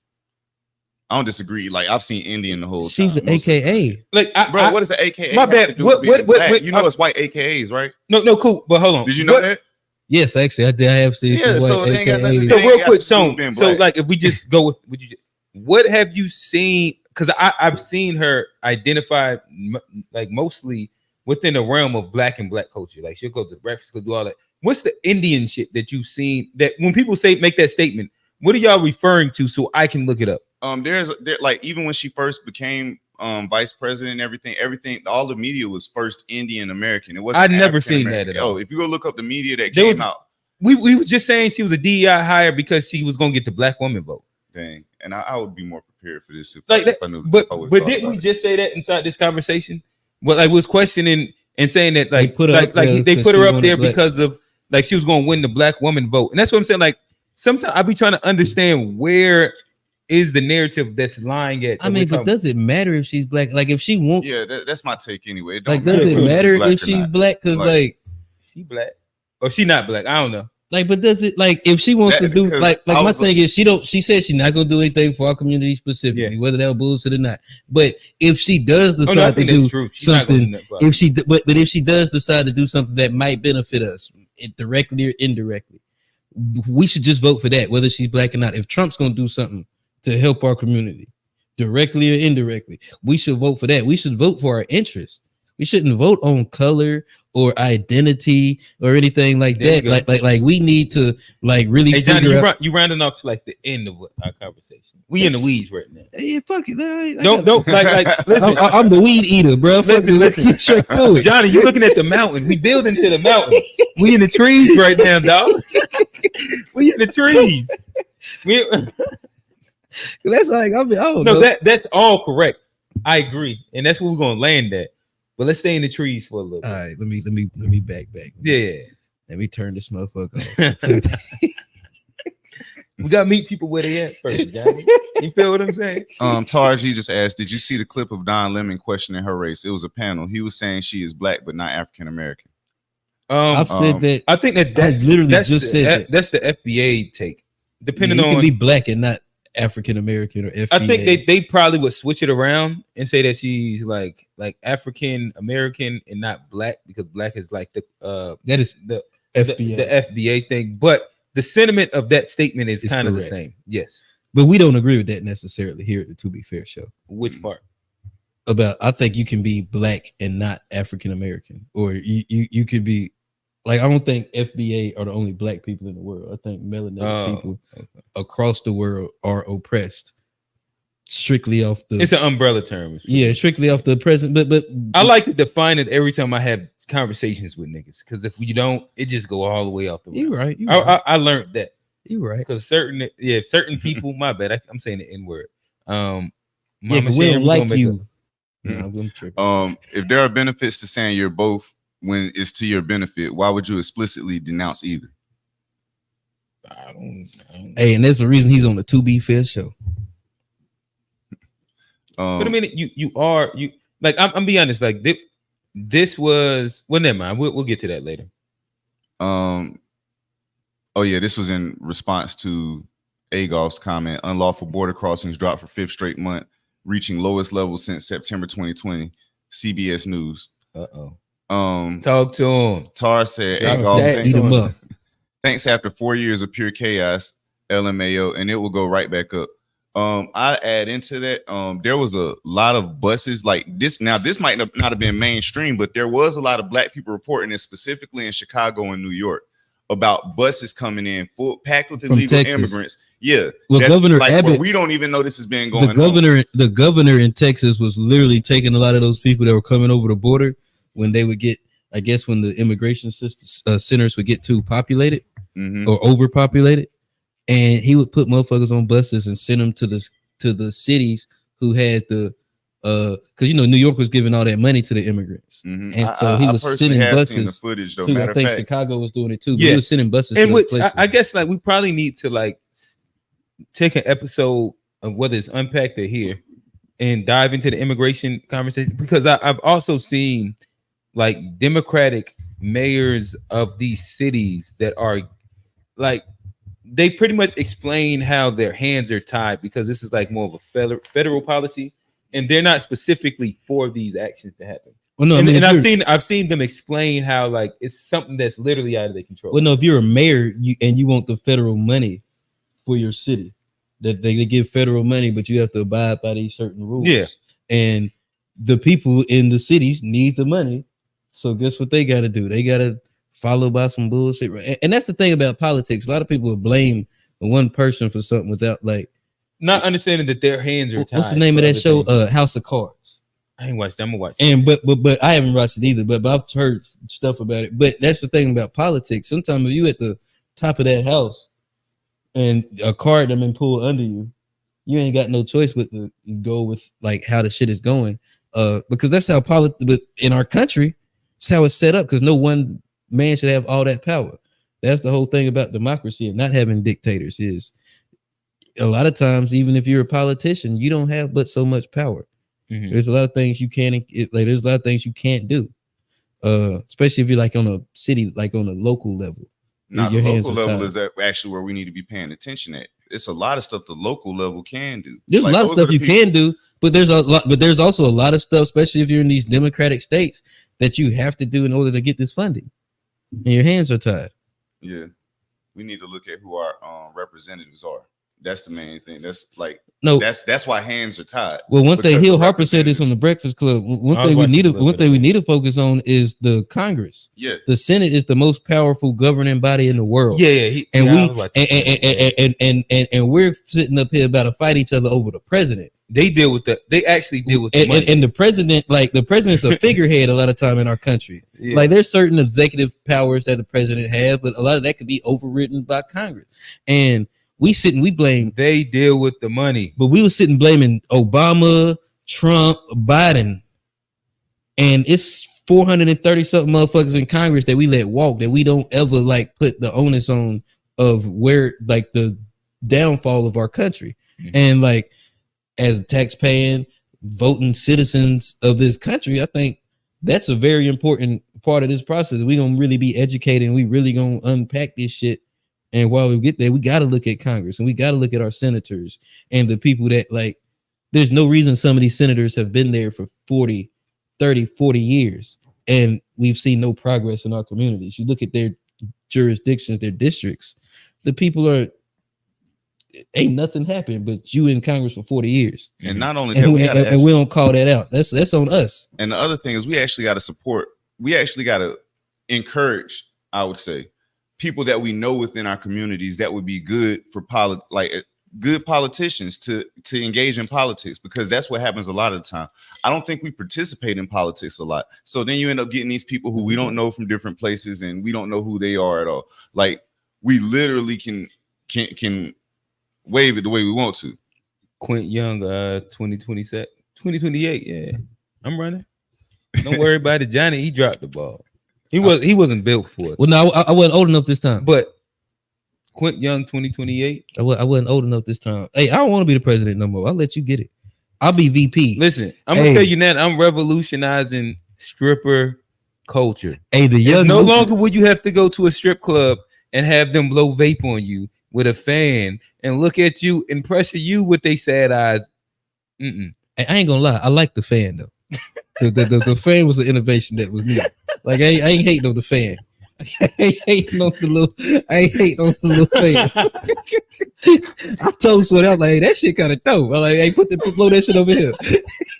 Yeah, I be thinking about it. Like, You be thinking about the fan. No, I was thinking about something else.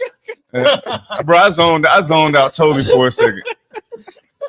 I ain't hating on the fan. I was thinking about though, like, you know, we got certain leaders that we know, like in the community. Like, for instance, somebody who I'm just thinking of that, you know, I'm not necessarily for everything that he says, but I think he would be a good leader. I think Rizza Islam would be a good leader. Like, Okay. Like, in depending on like what area, like there's an area for him in Yeah, politics that he would be fluent in. We know certain people within our community that are good and have a record of doing stuff. I don't think it's of a lot, though. I think it's like a really, really short list. And to me, what it sounds like what you're probably speaking about is like people that seem like they move based off explicit morals, Integrity. He does seem like that. Principle. But I can't necessarily say I'm sold on Tariq or I wouldn't even just talking about like that. Dr. Umar. And you know what I mean? Like it's really. I think few you of need a them. mix of personalities a lot of the time to really be successful with stuff. You don't like it's not just a one view thing. You need people who actually thinking about everything from different angles and then coming together and But that's deciding the thing. best Ain't idea. no one person gonna save us. That's the country ain't set up like that. So I mean, we need a Rizza Islam. We need a Umar. We need all these people to like have a say in what's gonna happen. Shoot, we need motherfuckers like. Do we need an Amber Rose? Maybe, bro. Probably. I mean, I don't know. Like I said, I can't knock it. What about a Megan Thee Stallion? I can't knock it. Maybe I don't hate on Megan. I mean, Thee I Stallion have to all the listen way. to her long form and see her policies. But if her policies is right, shit. Like I don't care about I care about policies and like I say, like it's not gonna be one Sexy person. Red running for president too. No, we ain't voting for that. Oh, yeah, we ain't voting for that. That's where the line. That is the line. Yeah, that is the line. Megan did the twerk at the thing, but she still dressed classy, bro. She knew she knew not to come there with a booty out like. She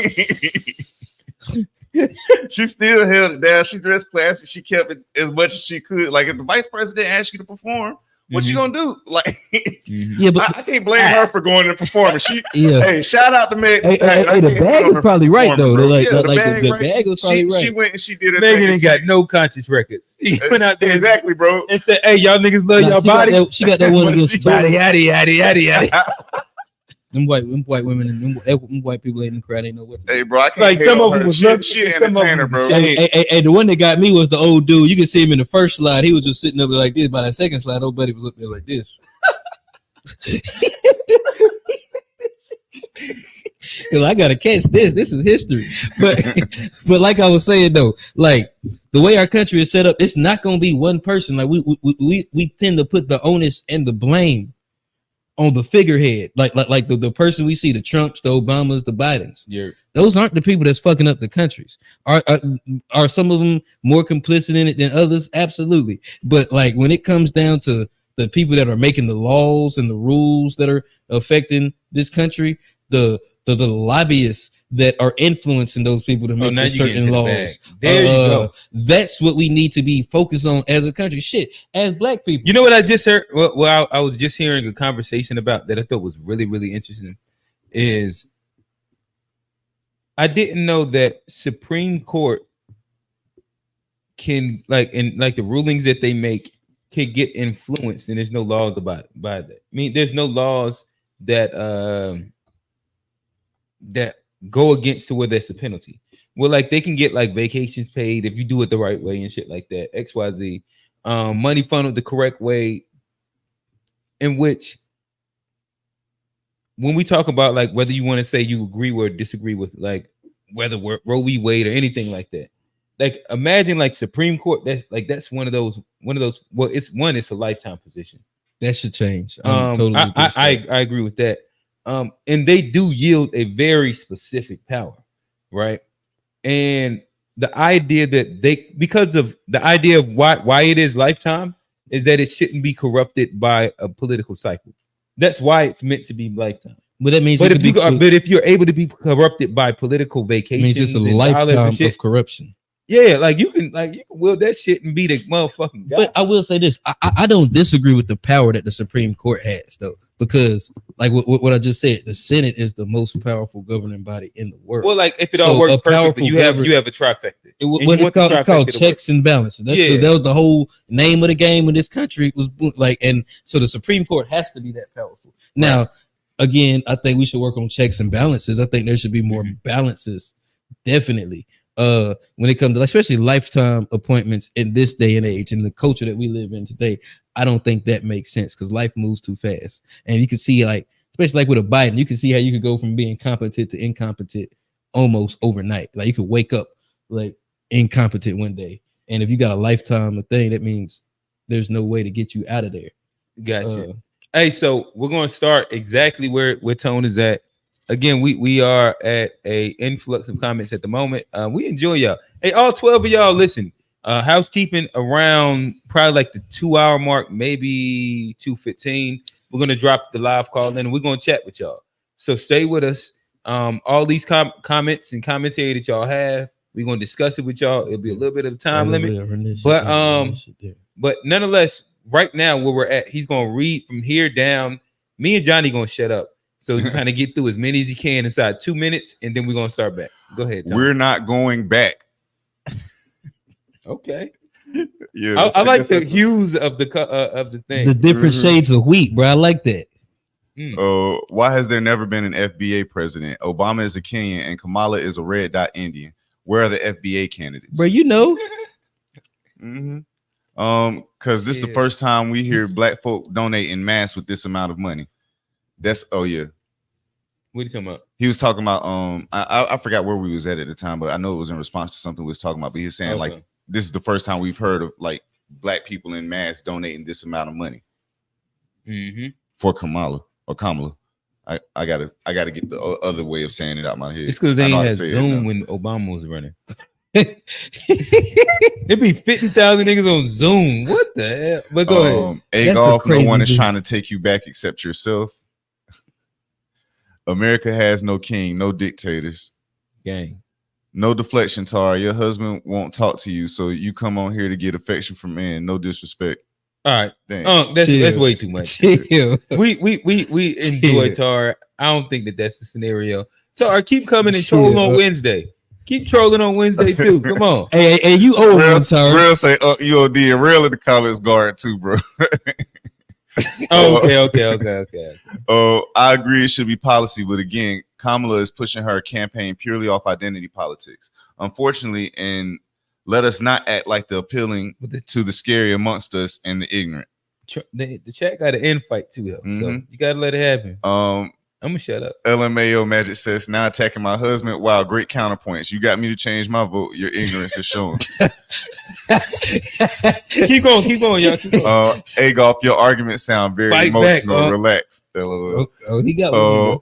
Liberty is not a pie. It doesn't leave less for you when your neighbor has a slice. Okay. I like that one. I tried to talk policies, got attacked because my mom is a legal immigrant. And apparently my husband won't talk to me even though he's at work. Those were the counterpoints. Hey, Tara, you be every week. Every week. Nice deflection from you. The truth hurts. I still love you, fam. Good debate. Hey, that's how it is though. Project 2025 is a strategy for dictatorship through executive order. And the only people who can overturn an executive order is the Supreme Court. Gotcha. What I'm gonna shut up. We trying to power through them. Yeah, I was about to go there too, but yeah, I don't know what he was referring to here. But yeah, there was no debate. You changed subject and attacked my mother in personal life. Sorry, I don't think that is a debate about policies or politics. Heritage Foundation wrote the Project 2025. Heritage Foundation picked Republicans, SCOTUS justices. Still got love for you, baby. To say anything I said was a deflection when I addressed exactly what you said, which had nothing to do with the convo, which is hilarious. Maybe you don't know the definition of deflection. Real said, or just say I'm mixed both times. But thanks, same. It's not fair, only because we don't abide by those rules as black people. No, that's true. Like, as soon as like a halfer, that's a bad way. What's a good way to say like mixed? I'm gonna just say mixed. A muggle, bro. Come on, that ain't right. That ain't right. That ain't right. As soon as the mixed person is around a bunch of black people, and they be like, "I ain't black, I'm mixed." I ain't black. Everybody feel away. Like, let's not pretend. So let's make sure we just keep the energy down the middle. Like the reality, like if you grew up within this culture and that culture, it is okay to be like, if somebody says, I am this, it'd be crazy for her inside that cooking show when that woman said, like, us Indians, and she'd be like, hey, I only identify so as you half Indian. It'd be crazy. Just Like, so that'd be more wild to me. And honestly. Agolf said in the last 3 years, Kamala negotiated a 50% reduction in migration from Mexico, Honduras, Guatemala, and El Salvador. She cast more tiebreaker Senate votes than any VP in American history. Agolf, we got if you both can, sides in the chat. yeah, I like that. Agolf, if you can send any evidence like of this while we're doing this, we'll show it on the show, like just so we're being fair here.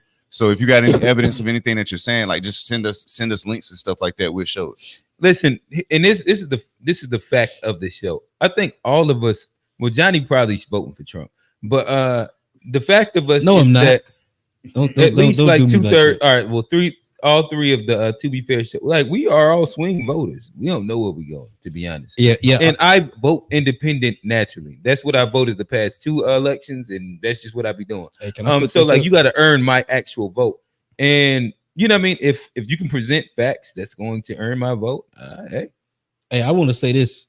You got to earn my vote too. But if a briefcase show up at my house with a certain amount of money,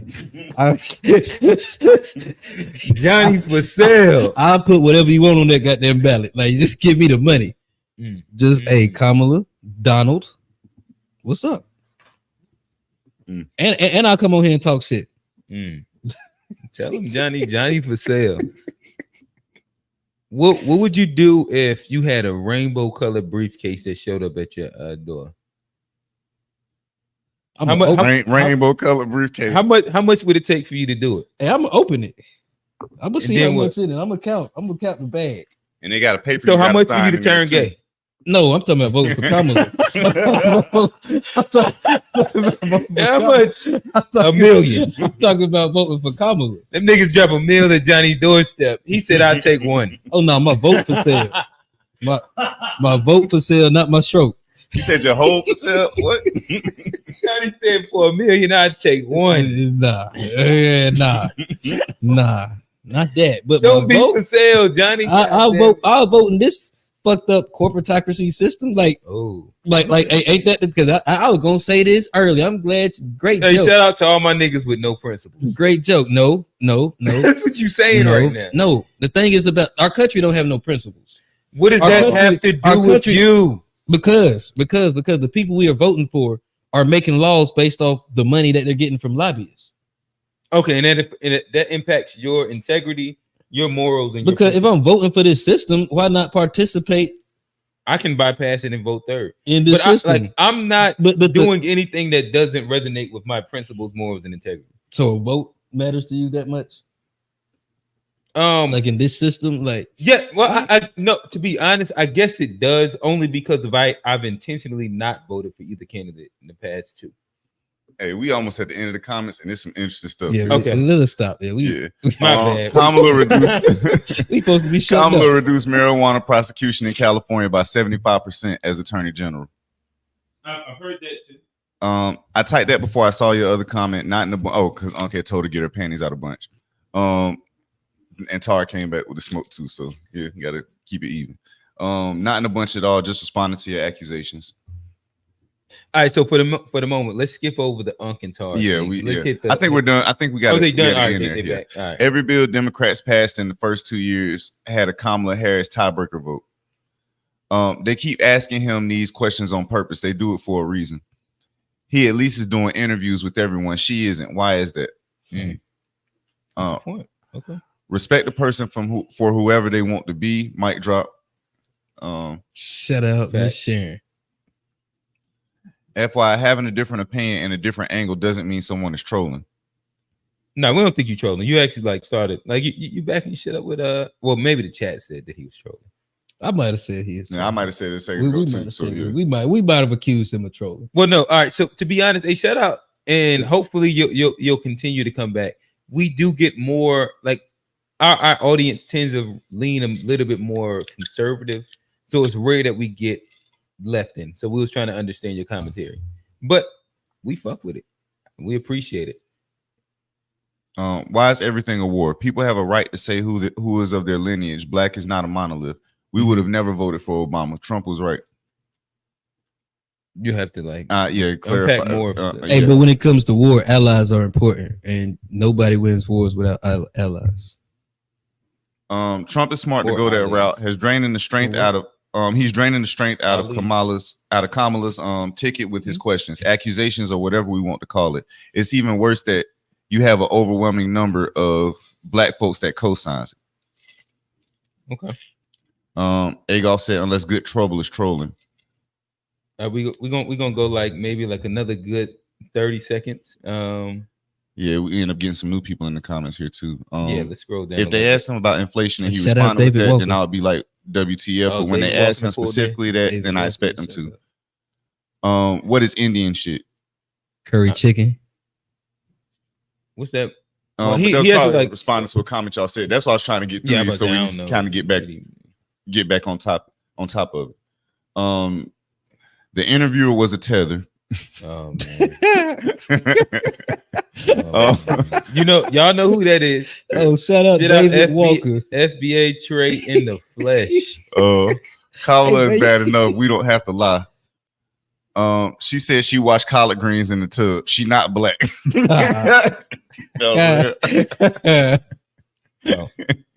We are American, black, non-African, non-Caribbean, non-Hispanic, non-Asian. They not like us. They not like us. Are we sure? Are we sure Kendrick FBA? I think he Hebrew Israelite too. Mm-hmm. Trump gave 80 million to HBCUs. Biden and Harris gave 16 billion, and then he put 16,000 million. Wait a minute. Hold on. Hold on. They gave $16 billion to HBCUs. I ain't heard nothing about that. No, they say millions, I think. But he put 16 billion into 16,000 million. Which is 16 billion. Or maybe his math is Trump wrong. doubled black unemployment. Why he put that exclamation? They gave 16 billion parentheses 16 million. 16,000 million. Again, I don't know why he put 16,000 if you can send million. us the link to verify what you're saying there, then he broke his brain. 16,000 million. Well, I don't see the other thing. You know, 80 million. Then he said Biden and Harris gave 16 billion. And parentheses says 16 million. 16,000 million. Oh, okay. I got you. Trump doubled black unemployment. Biden and Harris halved black unemployment. That was weird. I've never even seen that actually. 16,000 million. Hey, crazy. Send us that chat. I'm gonna be honest. The rate, because I went to HBCU. Tone went to HBCU. Like, we are HBCU podcast for the most part, where I can't say that I know of where 16 billion actually resonated at. They wouldn't have been mad at Deion Sanders if they got 16 billion. Mm-hmm. Yeah, that might be a reach. Right when you have to use COVID unemployment to make a point, I don't believe anything you say. It's not even about whether it matters if she's black. But that's a Trump thing, though. No, this was in reference to what he had just said. Oh no, no. They do get on Biden, not Biden. He was saying Trump doubled black unemployment, and it was like part of the unemployment was during. Yeah, no, that is true. She's right. That's a talking point for the left. All right, Tone. I think that we probably didn't got right, enough. I'm trying to see if let's because we here's the funny thing, we actually haven't went through the memes yet. But let's get into no memes. Yeah, let's get into the Trump NABJ conversation. All right, I'm fast forwarding through the comments, so we relevant. Yeah. So as the video play, just click them so that they sing. Where we at? Which chat, we love y'all. Hey, listen, call in about 30 minutes. We gonna drop the link soon. All right, who's on memes will we under? It's good. I scroll down. Look like he has something that deals with the conversation. So we'll talking about here. Yeah, we'll branch it off of that, no matter what that is. Will you tell those Republicans and those supporters to stop it? How do you define DEI? Go ahead. How do you define Diversity, equity, inclusion. Okay, yeah, go ahead. Is that what your definition? That is Give me a literally definition the words then. Would you give me a definition DEI. of that? Give me a definition. Sir, I'm asking you a question, a you very have to direct define question. it. Define it for me, if you I would. just defined it, sir. Do you believe that Vice President Kamala Harris is only on the ticket because she is a black woman? Well, I can say, no, I think it's maybe a little bit different. So I've known her a long time indirectly, not directly very much. And she was always of Indian heritage, and she was only promoting Indian heritage. I didn't know she was black until a number of years ago when she happened to turn. Will you tell those Republicans? Oh, they cut it off at the supporters to best stop? part. He said until a couple of years ago, until she turned black. Died. That nigga Trump is a troll. That he's hilarious. But nonetheless, we've already like went into the DEI conversation of it, so we don't specifically have to address that. But I guess it would be good for us to just talk around, like we've talked about the good and the bad of the NABJ conversation. She's trying to talk. Not the good and bad of the Kamala Harris and her rally conversation. So now let's shift it over to the other side. They had a bit of like a identity politics crisis on the right as well, where Trump sat down with 4 journalists at the National Association of Black Journalists Conference, and he answered some questions. And there was a big to-do on the internet after that. What was some of y'all initial thoughts? I thought for myself, just looking at the whole event, I thought it was a good opportunity for Black people to get a real idea of what, like, I like the idea that they were challenging him kind of to a degree, like, because that was a good idea. Like it's no flim flam. Like when you have to go against that, there is no flim flam. So I like the fact that they were challenging him. What I didn't like was that like the first lady, she kind of was. I kind of feel like she let her emotions get in the way of the interview and missed an opportunity. There was a way to ask, and I'm not a person who believes that, hey, the way you say it is something, but like you can't come at somebody with a question that's like a loaded question and then expect them to just answer like if you come to them accusing them of being guilty and they're like, wait a minute, this is not actually true though, and they don't believe they did that, then you can't come at them like that. I think there was a way for her to actually have got her point across a lot better, and I thought it would have been a little bit more powerful if she wouldn't have got caught up in his responses so much. Okay, I will say this: I think Trump did a great job of calling that out. I do think he did a great job of calling it out. I thought that was a genius move because like if somebody's coming at you with that energy, you can match the energy, which that's what it usually does, and it doesn't like it usually. Not strategic wise, I didn't think about that was literally the best play, the best way, because if you match the energy, then like you're gonna get like it's gonna be a whole bunch of clickbaity shits that they're gonna be able to take from your side. But if you just call the thing out and like just kind of stand on your ground, I think that's a great way to like attack that situation, because I'll be to be fair, I didn't watch past the first interview. I didn't. But what I literally just put that whole shit on. You didn't get to see we ain't have time. It was the first interview the whole time. I tried, like I watched. Oh, you wasn't paying attention. No, the first interview was on the whole time. But but like I think the way he came about it, and like I said, whether you believe his claims or not, for him to make the claim of I did the most, like it showed. We could think he's crazy or not, but in his head, he doesn't think he think he's actually doing something for our community. And we see, like, even Agolf, he even said Trump gave $80 million to HBCU. That's verified. Well, he was saying that Biden and Harris gave $16 billion, so he was just comparing that they gave more. But I get what you're saying. But he did still. But he did admit that, like, and I've heard that claim on Trump. I haven't heard the other claim for Joe and Kamala. So like he's admitted to like what Trump has just said in that interview, and I think that's a great angle to attack it. I think he showed composure from the little bit that I saw. Yeah, damn. Tone, what was your two main points? I wanted to respond to him. Now I don't think That's he should be not saying that shit neither though. I don't think a white man got You said she missed an opportunity, I right? think she missed an opportunity. Like it was a missed opportunity to really like. I Oh, wanted all her right, to there dig we in go. the way she was digging in, but it was like there was a way to do it. And I guess, all right. So I guess these would be the two things that I don't think that she was specifically emotional as much as like she just has a far different opinion.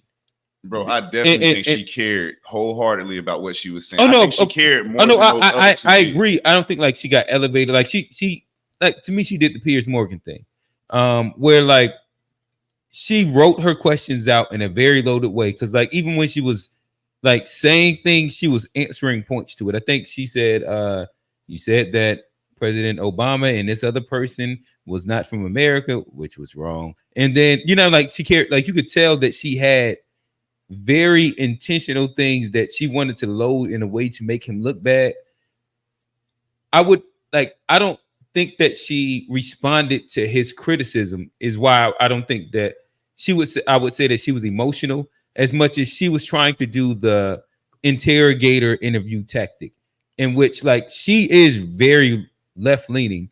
And so like she was trying to get off all them shits and make him look bad. So, and the thing is, was this a time for an interrogator tactic interview? This was a time for the voters to really get the opportunity to see. This is one of the like they already been like I don't know if you've been hearing about this, but they've been like black media has not been allowed at a lot of these political events. So them being allowed here was like one of the only events that black people have been like really able to question him. So being able like coming with loaded questions to a presidential candidate, like just in general, not whether it was President Trump or anybody else, like there was a way I think you should approach it, and people have been approaching it this way in the past. This is the first time we're seeing stuff like this. But again, I don't necessarily dislike it only because I also think that the panel was her, which was far left. The woman in the middle was kind of moderate, and the other person, she was right leaning. And to me, like him having to come like answer the quote unquote smoke was important for like that whole entire group of people. And like I disagree with Unc, who said that he doesn't answer anything. He actually answered the question. He answered the question and gave like I did this for black, this, and that's why they should vote for me. Look, well, first he pointed out how it was a bad question. Then he went into like what he actually did, and then he pointed out how bad it was, and then he threw to the shorty that he had just interviewed with that was on the right and how she gave him a good interview. So like I think it was I thought it was good because you got to see all sides of black media inside its real form, and it wasn't anything that was sugarcoated. Where like that's the same smoke that a lot of people mamas want to have for Trump, and you seen it happen, and he responded to it. And like same difference, like there was like a moderate woman that was there, in which like she wasn't specifically for him, but it wasn't as much like intent of bias in her questions. And then I think like the woman in the blue all the way to the right, like she was like cool with Trump, like, and they kind of played that relationship within the interview. And to me, that would have been like to me it was best case scenario, like across the board. And I think truthfully, as weird as it sounds, everybody won because I think that my mama done sent me plies talking about and laughing at the shit and like pretending like this was like the craziest like expose of Trump. In which I didn't think that, and I thought that his commentary was like ill-informed because you were doing the thing that the Democrats do also. My bad. Well, we're talking about right, left, but you were doing the thing where you were only taking the baity things and responding to that, right? And like I thought that it gave a chance to see him inside the fire. I think that he gets a lot of kudos and credit until Kamala does the same. I want to see her sit in a room where you do have a real conservative opinion and you have to answer to whatever their questions are. Have a moderate opinion and a left-leaning opinion. But I think that like sitting and having to run through the whole little gambit, I think that was fire. Okay. Let's see. So y'all want to go through some of these comments? Sure. Okay. Let's start where I'm at. Everyone says that Trump does not lie, but Trump is not his real last name. Why don't you use his real last name? Yeah, Donald Trump. Like I think that's not as. What's his real last? What is his real what's his last real name? last name? idea. Yeah. Is it Rockefeller? It wouldn't surprise me. Bilderberg. Trump Bilderberg. No. Yeah, it wouldn't surprise me. Okay. Let's watch the part where they ask Kamala questions. That is a troll. What did it say? Let's watch the part where they asked Kamala a question. Oh no, I want to see both of these. Like I thought they had a debate scheduled, but I don't know. Kamala, when she if she gains more popularity, because I think he canceled the debate that he had with Biden that was future dated. Hopefully she gains more popularity. Well, I don't know where her popularity is at. So I can't say hopefully she gains more. But I do want to see the debate with them. I also don't think that it'll probably fare well for Trump just because of she has a lot of like that intersectionality that she can lean on in like the whole prosecutor shit. But I don't know. I think it would be above anything hyper entertaining, and I can't wait. That shit would be like when Crawford and whatchamacallit was about to fight, and the whole hood was waiting for it. Hey, shout out Crawford. He just won this weekend too. But I feel like that's what it would be. Bud fought this weekend? Yeah, he fought and won. Damn.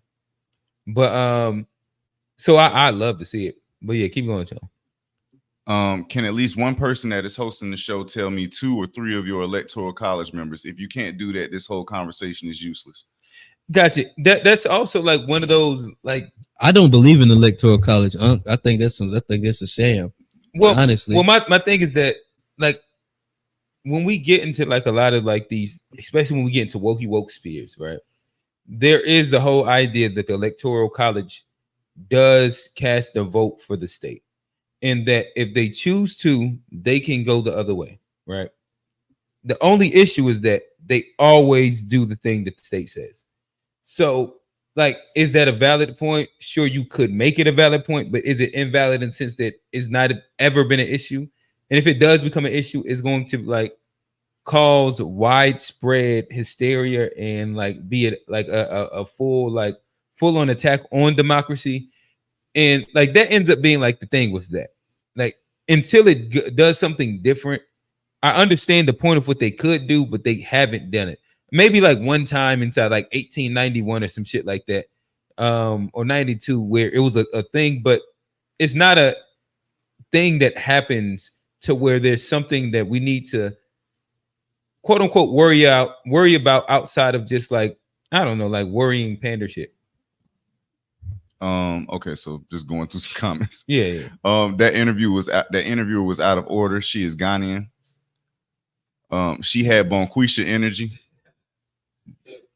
Yeah, I don't want to sit there and like that. Listen, like I told you, if it's one thing that's gonna get FBA and Pan Africans on page, I done seen both of those guys back to back, like be at war with each other on opinions. Then they'll go real say, "Oh, at Igwe Fact, she definitely rocked with Meg at the Kamala joint. She's a twerker." He definitely. The interviewer was a great example of how with politics, black men are expected to take a backseat to women. Oh wait, he said that the first interviewer was twerking. Yeah, that's what he was joking about. We talk about oh no, I wouldn't mind seeing that. He was joking though, talking about she's a twerker. Oh my bad, he was joking. Listen, like I said, 2028, I'm starting off with strip club reform. So let me see. I'll judge it. We'll see. I wasn't against it. There was a representative level of people that there are a group of people that do represent what she represents that are in our nation, and they have the right for their voice to be heard too.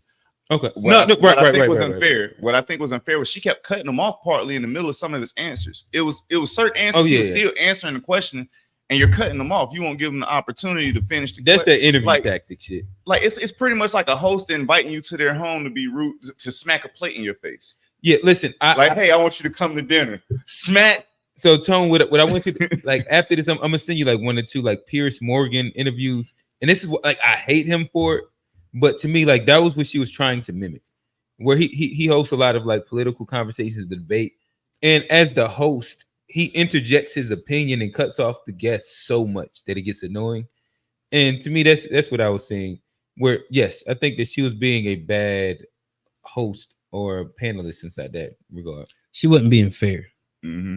Tara said, do you think we will get to see the same group of interviewers, hostile, moderate, same side, questioning Kamala, or they will all just keep making her Princess Diana? I hope we do. I hope we do. And if we don't, I think that that's a detriment on her. I don't want to see this event where you just got the AKAs sitting there interviewing her and hey, Soror and all that. Like, that's all fine and dandy, but it's politics, man. Like, we need to be looking out for our children here, bro. I don't know what people talking about. Like, they could bring the white AKAs to.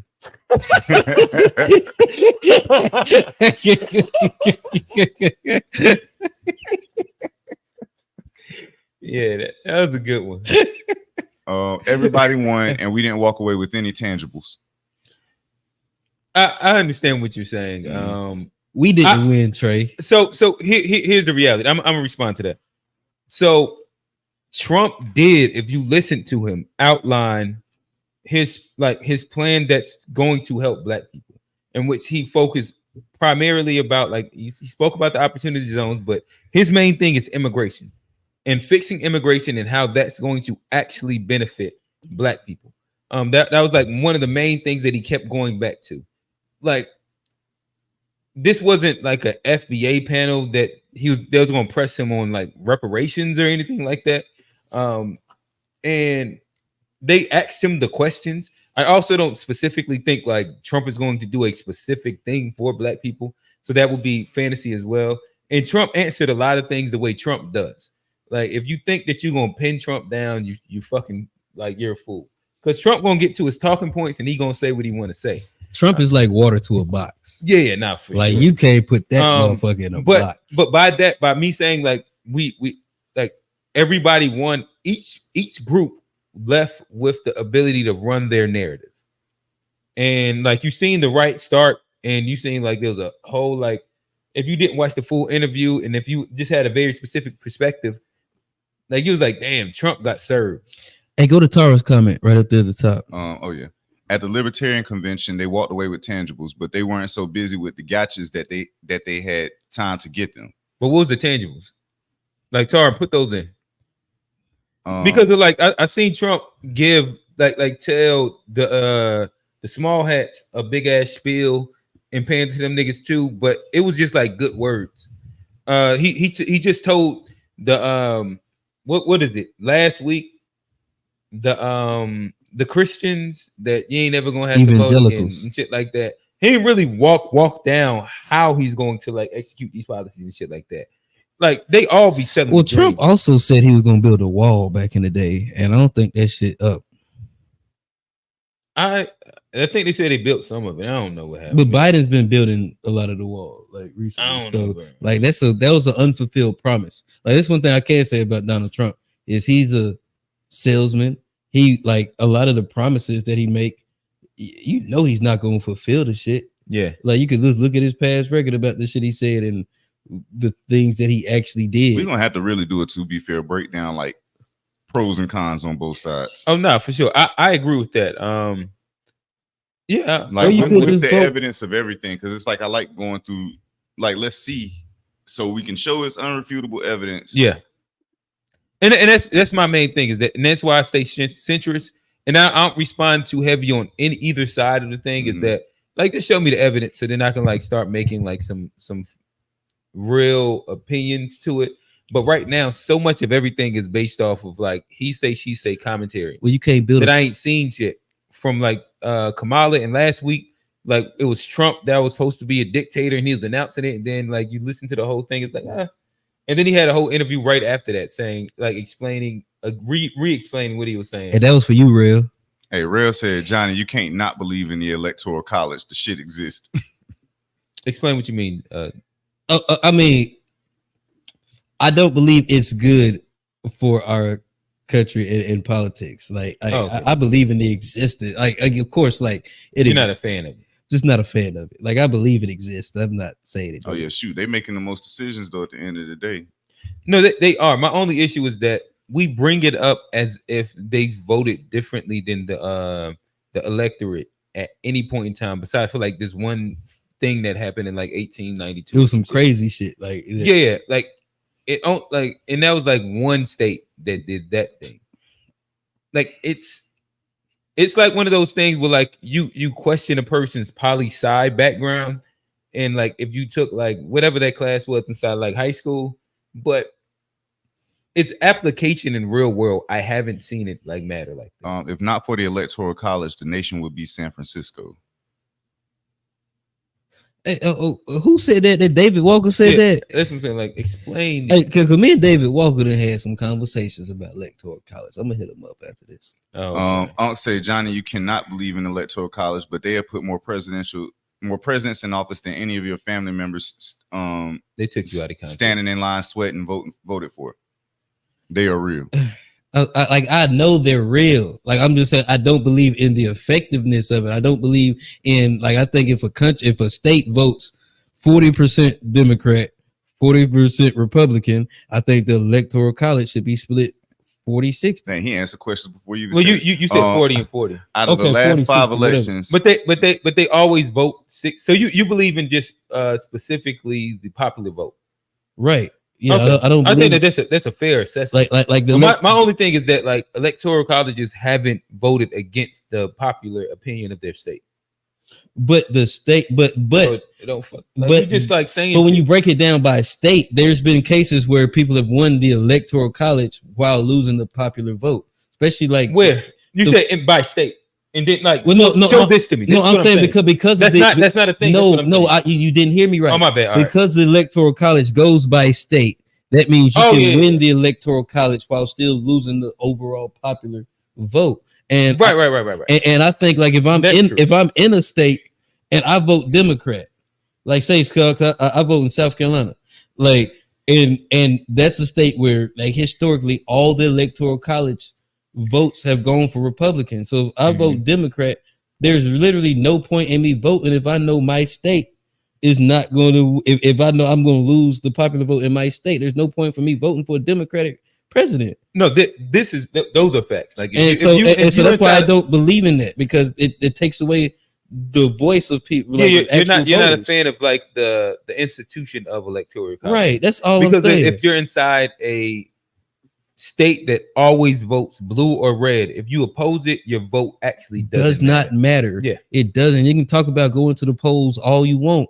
but if you vote in Democrat in South Carolina, your vote has never mattered for as long as I can remember. Like you never voted for, you didn't vote for Obama, you didn't vote for Biden. Like your vote has never went for the people you actually voted for. And niggas getting exercised. I was about to say, unfortunately, what you're saying is the fact of the matter, kind of. And that's why I'm saying. But that's why I said I don't believe in it, because I voted in South Carolina. I get what you're saying. You don't stand for that, but it's but like I get what you're saying, but it's still you had to do that part. You didn't articulate that. Like saying I don't believe in it is a different. That should be implied, bro. Not how like what was already like with the conversation. I say it, but this is something like y'all. I've made this point before. It's not something I'm just bringing out I've been. You made that point with David Walker. This is my first time hearing you unpack this. Okay, maybe it's with David. I made it on the 831 show. Shout out my boy Skill. I don't know, nigga. I was with them. Go ahead, Tom. Let's see. Do you think that if she wasn't a woman that she was interviewing, will we still be having the same conversation?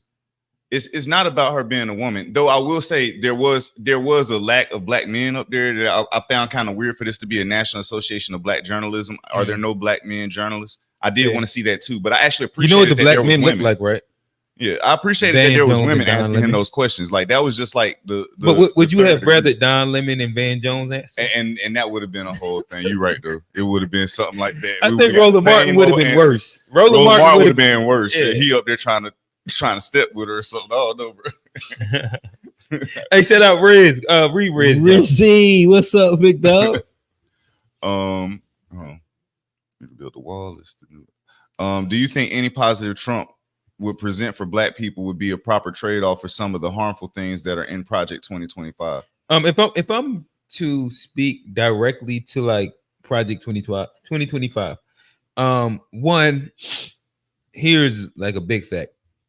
Nobody's ready. It's 800 pages. We're all going from bullet points that we see on YouTube, TikTok, or Instagram.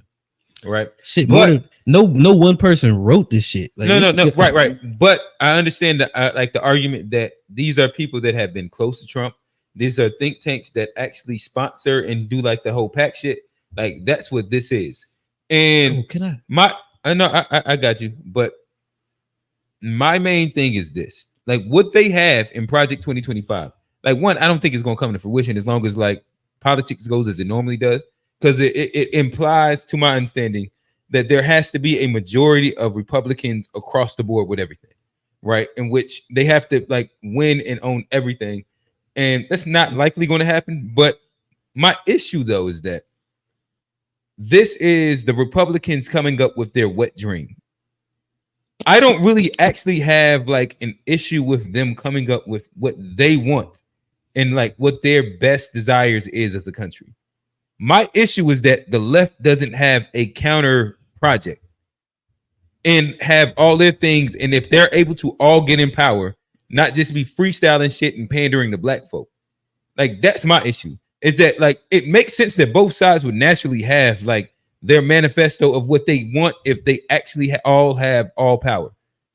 Why is it that we just only have an issue the fact that like this think tank throw it all the way through? If we get this power, we're gonna like make sure that we get all the laws passed that we want, to make sure that we like do all the things that we've been saying. We're gonna drain the swamp, do all that shit. I imagine that's what I would have thought that all Republicans would do. My issue is that why is there not a Democrat plan for if we all get the exact same thing? Hey, I got a theory on that. Hey, call in. We're gonna get to y'all in probably about like a good. Yeah, drop the 2 link. to 3. We got a couple. We got a couple back there right now. We'll drop the link in a little bit. Not the link, but we'll drop. Tap y'all in a second. Hey, but see, I think I got an answer to it. It's a theory. Okay. Y'all know I be on the YouTube during the week, and I be watching shit. Mm-hmm. But I think a problem. I was kind of spoke to this earlier. I ain't get to expound on it completely, but I think like what you see with the Republican and what the Project 25 is, I think that's a consolidation of like a lot of their lobbyists. Yeah, a lot of their lobbyists are on the same page, and they got a plan, bro. And they got a plan. If you look at the left, fucking plan. The left has a lot of lobbyists too, but a lot of their lobbyists are, I guess, fighting against different issues. There's not a consensus. There's an infighting on the left. On the left, there was an infighting with the right. Their plan is Agenda 2030. But there was infighting on the right, but like over the last 4 years, a lot of that has got consolidated, and a lot of their lobbyists, a lot of the people who are funding these things, they're on the same page, and that it just so happens that page just be anti-Democrat, and it makes it easy to kind of get on that page because of what the Democrats have done. But I bring this because I was watching like the founding of the state of Israel and how lobbyists had like a very influential part of that.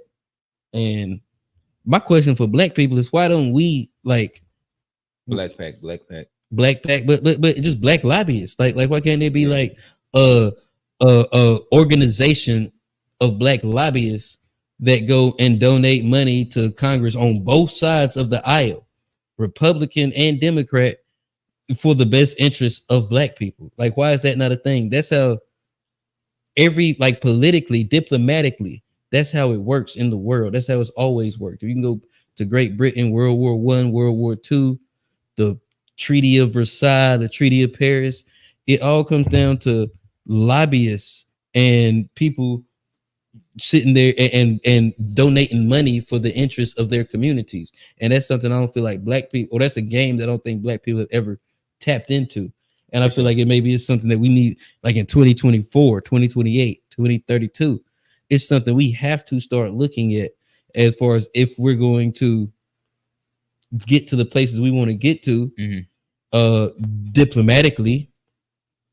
And like we don't want to go to war. Don't nobody want violence and stuff. So if you not going to do it through force, the diplomatic way in a capitalistic society. It's PACs and lobbyists, yeah. It is lobbyists, and like for us not to understand that game, and for nobody to even be bringing that up to black people at this point, to me, I feel like what the fuck are we doing? Nah, I got you. And so, all right, so we're going to do this. We got 2 sitting inside the back end. Maybe it might be more. But we have at least 2 sitting in the back end, and we're going to get to them momentarily. So before we bring anybody up, hey Trey, turn that damn camera on. We know who you is. Hey, real, call in too. You've been chirping. And so what I would say is what we're gonna do for this bit of the call in, because we're gonna do this call in. If y'all want to stay backstage, that's cool. And then we'll get back to you just on the conversation. We're gonna do about like a 15-minute call in section right here, where we're gonna give y'all a good like 3 minutes to kind of like get your shit off. If you got questions for us, that's cool. Then we'll have like a 2-minute back and forth, and then we'll bring up the next person. And from that, we'll kind of like rotate it out and in. And let's have a good conversation. So it looks like call in Trey. He right there. Well, it looks like we have Trey. He's gonna be David our first Walker. caller. And Trey got a case that black people have never tried to make progress politically. He called me by my high school name, John. Damn, John. John. He called me. So nonetheless, bringing to the stage, A-Tone, put on the timer so we can kind of stay on time with it. The first person, again, it'll be 3, and then go 2 minutes on the timer. So Trey, I know you've been listening. I hear your chance, bro. Get him. Talk to us. How you feeling? We off code? Of course, we off code. Can y'all hear me? Okay. We can hear you. Yeah, he had you muted. We just can't see you, brother. You turn the camera on, bro. There you go. There you go. Talk to us. Word. I mean, the last question you said, do I think y'all are off code? Yes, I think y'all are very much off code. Because I don't like how. What we off code with? I mean, a lot of things. I think we need to update our files where I don't like this thing where a person, just because we have to observe the 1 drop rule, as if like we have to follow Jim Crow laws and everything. Just because a person's this doesn't mean we have to just defend them, even though they don't defend us. Like she goes home she has white kids, she has a white husband, and she identifies Indian. The caste system, she comes from a caste in India where they sided with the British, and then they're very anti-black over there. So but Trey, the opposite of that would be voting for Trump. And you okay with that? But before that, but Trey, when did we defend the 1 drop rule? I guess because we were talking earlier about if she's mixed, then like you were saying she's black or whatever. It's like no, I guess what I was saying, what I was really talking about more so was the fact that people was getting on her for saying that she was Indian. And my issue is that there's so many mixed people in like if a mixed person that was black and white, if he was in a room full of black people and he said, "Nah, I'm mixed, I ain't black," most black people would feel away, or they'll be like, they'll kind of Uncle Tom him. And I think that it'd be weird to do the opposite when it comes to Kamala. If she's like talking to an Indian woman and she says that she's Indian and she's like, "Okay, yeah, I'm Indian, whatever." I don't see where that's the issue. I'm looking for like what I want to know is when has she denounced and where has she denounced black people? I'm not saying that she didn't, and I want to roast Kamala too. I just need y'all to show me the proof where she did that. I mean, I've never seen her actually say that she was black herself. I just think that black people. We just heard an interview. That's the only clip I've heard where she said she was. That's the first time we just played one. Yeah, that was before she ran for president or whatever the other thing was. By VP. No, VP, but before that, that was when she was like in California when she said us as African Americans. She claimed African American right there. Oh, word. That's again, I hadn't heard that before, so that's interesting that she said it because that's the first time I've ever heard her claim being black. But it seems like she's doing it just because it's politically convenient, and she knows that black. This was from the past, Trey. This wasn't recent. But hear me out. But she was in politics at that time. No, this was I think like what was she? She was a prosecutor. Not prosecutor. She DA. Yeah. And that's a position where you have to run for office to get it. So Right. So I guess this will be better for me. Maybe you can help me understand this. When was she not like claiming black? Because from what I've seen, all the pictures outside of like that one photo when like she's even inside that one, she kind of looks a little like dressed like a black woman around Indians. She just had a red dot on her But like Right, we know like she her we've seen her college resume. We've seen like a sorority resume. We've seen like through these clips that she's claiming black. We've seen the whole VP tenure. She's claiming black. When is the like time that she was like denouncing black or saying that she wasn't black? So I can understand that part. But I'm her like on her birth certificate. And again, using black loosely because I understand that you might not agree with her being FBA black, melanated people, but like inside like the colloquial cultural black. I know goes back to where I think y'all are very fixed on Pan-Africanism, and I've kind of gotten beyond that to where I'm in favor of I don't look at this global blackness because until we start putting points on the board, because right now FBAs have been putting all the points on the board and carrying the team, and then we have people that like y'all are doing who just keep inviting people to the cookout who like she went on a campaign to arrest black women for truancy. Specifically, they were the main ones getting arrested for that, and also the marijuana laws enforcing those. Trey, listen, on Wednesday, I really do want you to bring this because hey, shout out Unpack. If y'all have seen Unpack, Trey, he one of the guys. He's a driving force on there. And he speaks really, really greatly for FBA. What I would say is, what I would love for you to do is bring me the stats and the proof of all these things, only because of I've been searching and I haven't been able to find those things. I'm not even saying that they don't exist. And this is what I keep saying. Like, I'm not for, like, we spent the past 2 weeks kicking the back end. But to be fair, I'm only trying to find now, like, okay, I don't want to be unbiased. I don't want to be biased and just drag on her. So I need to actually see the proof of, like you said, like her putting away all these black men for marijuana, in which I've also seen the counterpoint of 45. Like she put away 45, and that was kind of like the extent of the thousands of shit. And like I don't know, like do you have those points? What do you say? I have one interview where she's cackling about arresting women for arresting parents for truancy. Like it's funny. And I've seen another interview where they asked her if she's no, but I guess I'm talking about like stats. I mean, so you got all this hate off of an interview?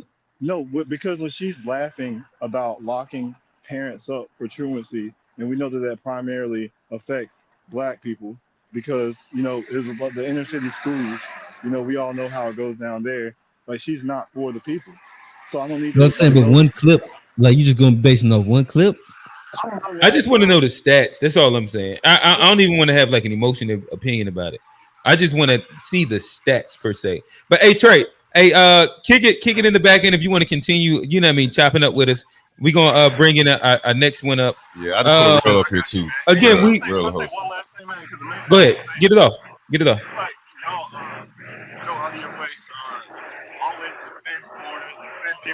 We can't hear you right now. It's a lot of background noise. How about now?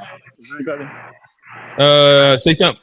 Oh yeah. Yeah, we get you. Like y'all always go out of your way to defend foreigners or defend people that may not necessarily be within our same lineage, but then you're very critical of people who are in our lineage. And I don't understand that. It seems like who of our lineage are we critical of, though, Trey? You just said that you don't think to Tariq Nasheed, you have some doubts about him, and you brought up Amber Rose and I thought Tariq Nasheed would be a great person. Like that was Rizza Islam. Oh yeah, we didn't say that, Trey. Oh no. So don't say y'all. That was a Q take where I said, but Trey, you had to have heard the entire thing because I said Tariq and Umar. I criticized both of them. It wasn't like an either or thing. Well, first off, Umar is a tether. He has Cuban descent, and that's why he pushes Pan-Africanism. And because it benefits him, because when we're trying to talk about our lineage, he's not of our lineage. It's the same with the interviewer who is Ghanaian. We had Trump trying to explain to an immigrant how immigration is bad for the black community versus a person that's from FBA that would have meant a lot more to them because they're the community. She's the recipient to come over here and benefit for all those things. So I think when we have people in our midst who aren't of our culture, who look like us, and we defend them instead of being critical of them, while being critical of people within our culture, I think that's very ass backwards. Hey Trey, I get you. Right now, your audio's kind of horrible. It sounds like somebody's like mowing a lawn outside. But to quickly answer, then we're gonna go to the which one call it old head. So one, we just was like being called the MAGA panel because of how critical we were against Kamala. Like we do critique her as well. Like this is the first episode that we've actually took a time to even be fair with the conversation, to be honest. And I think that again, like that's something to denote where like our general perspective is not to specifically be opposed to one side. It's to be fair in general. But again, so you're not going to be biased to your own side. Everybody else, you're just going to be equal, foreigner or non-foreigner. You're just I don't have a specific side. I personally don't have a specific side. Like when it comes to red or blue, your own side. You don't have no bias or nothing on your own. My bad. All right. So really quickly, what are we talking about right now? So are we talking about like black people? Are we talking about politics? Like so you're like to me, I personally don't care about Trump or Harris's race. I care about the policies that they're going to do that's going to impact me. So like the conversation that we're having is race based. So it doesn't necessarily matter to me specifically because of. I'm talking about not for you. I'm talking about for your people, for foundational Black Americans. Right, but benefit global blackness. I don't think that her being black or not has a shit to do with what policy she's going to do. Like once we start talking about her policy, then I care about it. Like her being like Indian or black percent and without all that shit, it has nothing to do with what policies. If she ain't got a good policy, let's talk about that shit. Like if she actually, and you said what? I agree with that, but they're using the fact that she's black to get us to vote for her. And we didn't call that shit out. And we can keep arguing back and forth about that, but it's like that's not a point that's going to win. The point that's right, and that's what I'm saying. Like what's she talking about? We want to get past that point. My main point is that I don't give a shit about what she is. And so like let's move past that and let's just talk about her and Biden's policies. So now let's get into the immigration. Let's get into the inflation. Let's get into the tax reform. Because that's where the actual conversation actually should lie at and would be way more beneficial to be at. Like I disagree with that. But unfortunately, a lot of black people are going to vote with her just because she's claiming to be a black woman. And I think that's ignorant. I think that's ignorant. That's why we said, can we leave identity politics? Trey, we love you. Hop on that damn computer. Give us the good HD quality and call back in. Respect, got you. Rail, talk to us. My nigga got the Biden over there. He out in the back porch with the Biden. Talk to us, bro. With the Biden, that's what it is. Y'all can hear me? Yeah, we can hear you. Hey, what up, bro? What up? Hey, before we get started, how you feeling, big dog? Oh no, I'm feeling a lot better, bro. Like, I just, you know what I mean, with the baby and everything over there. You know what I mean? Hey, gotta respect and make sure I'm 100 before I come back over there. I ain't trying to leave no remnants around that motherfucker. Got you. I feel it. But yeah, you should stage your ass at that strip club last weekend, bro. that nigga went home. He didn't get no date powder on him and still got it. God damn. Hey, nah. But real shit. I think that, like, honestly, I don't think that her being black or not matters. You know what I mean? I think they're entertaining. Well, it does matter to a certain extent, especially when you use it to your benefit and then go and use the other one to your benefit as well. Like, it's not, I don't think it's so much to where we generally don't have to tell people you got to pick a side, right? Because they don't have the influence or the reach or any type of power. So it's not really where we have to tell them, oh, you got to pick a side. But like, as it relates to the way that she's kind of moving with it, that's the only reason why I feel like people talking about it. You know what I'm saying? So when has she been like promoting being an Indian? See, and my thing is that like you can use the word like promote or denounce. What I'll say is that like I did say like I thought that I sent the video to Johnny where the woman was in there cooking, and she I didn't see literally. it. I looked. Yeah, and I went back and looked too, and I didn't see it. But like the woman was Indian as well, and she was saying that like, well, because we're both Indian, I would just like cook an Indian dish. And as she was saying, we're both Indian. Kamala's like, yeah, like laughing and going into it. It's like, okay, it's cool to do it then, but then it's cool to say you're black too. So like, only thing I'm saying is that why not take advantage if I can get a benefit from both?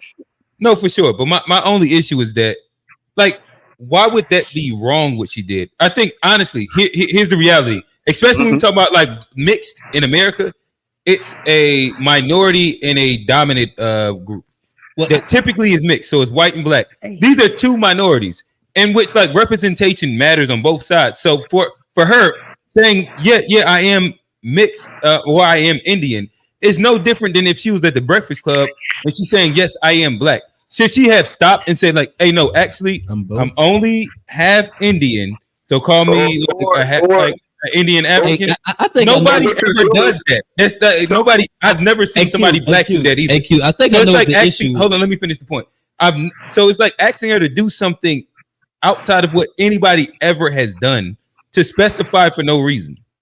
Like she is Indian and she is like African American, or this is not African American.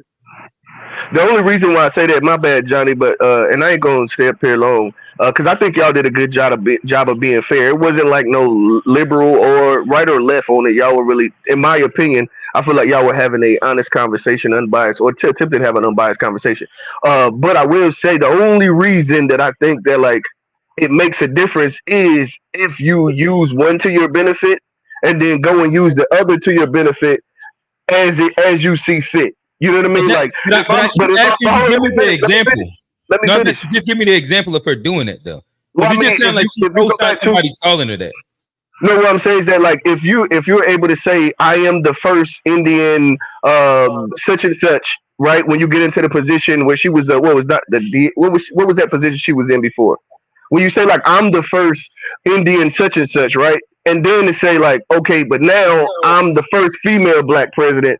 So like, what the fuck? Like, what you just the first? What, you know what I mean? It's just a little bit of it's just like deep. What do you call it? Identity politics. Like you're able to use it. So you're like you're able to OD with it if you've done that on both sides. Like you see what I'm saying? It's just like like I said, I don't think it really matters whether she's black or not because I'm gonna vote or not vote for her based on policy. But since y'all were having the conversation, that was where you know what I mean. Just to say why I landed like like. You can, I guess you can do both. Which again, I go with Trey. I have a question that I want to really get into next week too. That I think could be fire. Is like with the black community being as accepting as it is. Like, is that to the detriment of, or is like? And I think that I have an argument on both sides. I think that'll be a nice conversation for next week. Hopefully, Trey pull up because that'll be dope. All right, go ahead, Johnny. I'm done. All right. Hey, hold on. Hey, can I get? Let me just put this in there. I think the issue. And I'm gonna try to speak for Trey. I don't know if this is I'm speaking out of turn, but like maybe this is the issue with black people and because domestic tether. Because no, I'm trying to figure it out. Like, I'm trying to figure it out. The new fire word. I love domestic tether. I'm gonna put that in the lexicon. But maybe the issue black people are having with her identifying as Indian and then trying to come back and identify with black is the fact that she said she wasn't going to do anything for black people specifically. Is that where the root of the issue with her like going both sides is because we feel like she's not doing anything for us specifically, so don't identify with us at all? Is that where we are as black people? Because she's not doing anything for us specifically, do we not want her to identify black as all? And I think that's a fair, like I can understand where black people are coming from if that's where it's at. Let's bring in talk to us. What's good? Yo, what's going on? Talk to us. We good. We good. Yeah. I have a couple of, you know what I mean, it ain't much, but it's like this right here. That means it's a lot. Yeah. He go for it. It ain't much. Unc about to go. Go ahead, Unc. Yo, look, black people, you know what I'm saying? We need to stick together. We don't do that, and you know we don't, you know what I mean? And we never do. But you know what I'm saying? Also, you know what I'm saying? Trump a grifter. And we all know he a grifter. You know what I mean? Think You about said it. Trump? Trump is who he is. Okay. Trump is a grifter. We know he is. You remember years ago when I told you, before he even got elected, we sat down in your house and we sat and we talked about it. I said that Trump never wanted to be president. What he wanted to be was just, he wanted to have a legacy. And he has his legacy now. As he said in that debate, I didn't want to do this, but y'all brought me back here. He hijacked the whole, party and all this stuff. He did all that stuff. But who cares? Because you know what I'm saying? Trump most likely is going to win anyway. And electoral college, like I'm saying to you guys, you really do need to look up the history of the electoral college, the way it started and why it started, because there were black people that were getting voted into Congress and also, you know what I'm saying, the House and everything like that. And what during Reconstruction.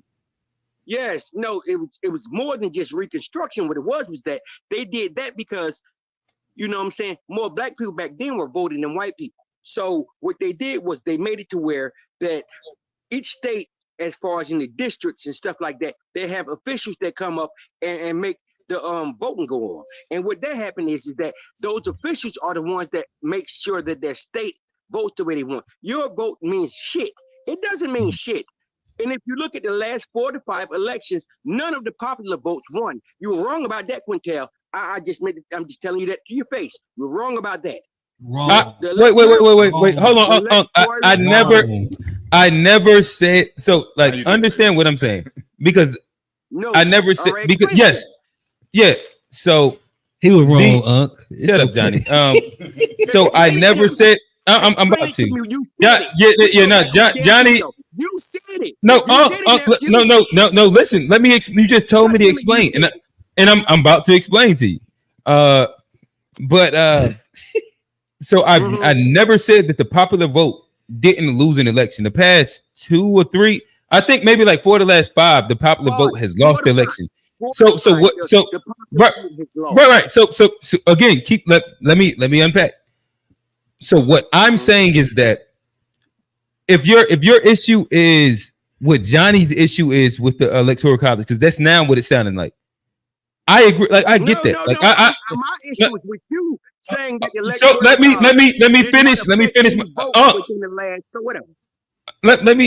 finish my point. What I'm saying is that in the past 100 years, there has not been a time that the electoral college has went different than what the popular vote in that state did, and they didn't nominate something differently. What they're saying what is it if the electoral college put the person in office in that state, then what the hell does that mean? They took it, right? I don't understand what you're saying. This is what you're saying altogether. If the electoral college had put a state in office, right? When you said put a state in office, what you mean? You said put a state in office. Electoral college members. Each state is like the state part of putting the person in office. Mm-hmm. Now, the electoral college is what puts the person in office. Right. Each state has so many people as part of the electoral college, right? Right. Am I correct? Right. Yes. Now, there's so many votes that goes on with that, right? Right. Now, if that state lost, if that state or those state representatives that are the electoral college put the person in office, even though more people in that state voted for that person, the electoral college still puts the person in office that they want in there. No, all right. So wait. That's where I'm at. So now I'm asking you to tell me, when was the last time that a state voted differently than their populace? That's what I'm saying. The last 4 out of the last 5. No, that's different. Nationwide. No. That's nationwide. So what ends up with that is the fact that certain states have more like electoral college votes. And so like with that, and this is where like hopefully we don't talk past each other, is that every state, what their popular vote was, they voted for it. You're adding up the amount. I understand. I got you.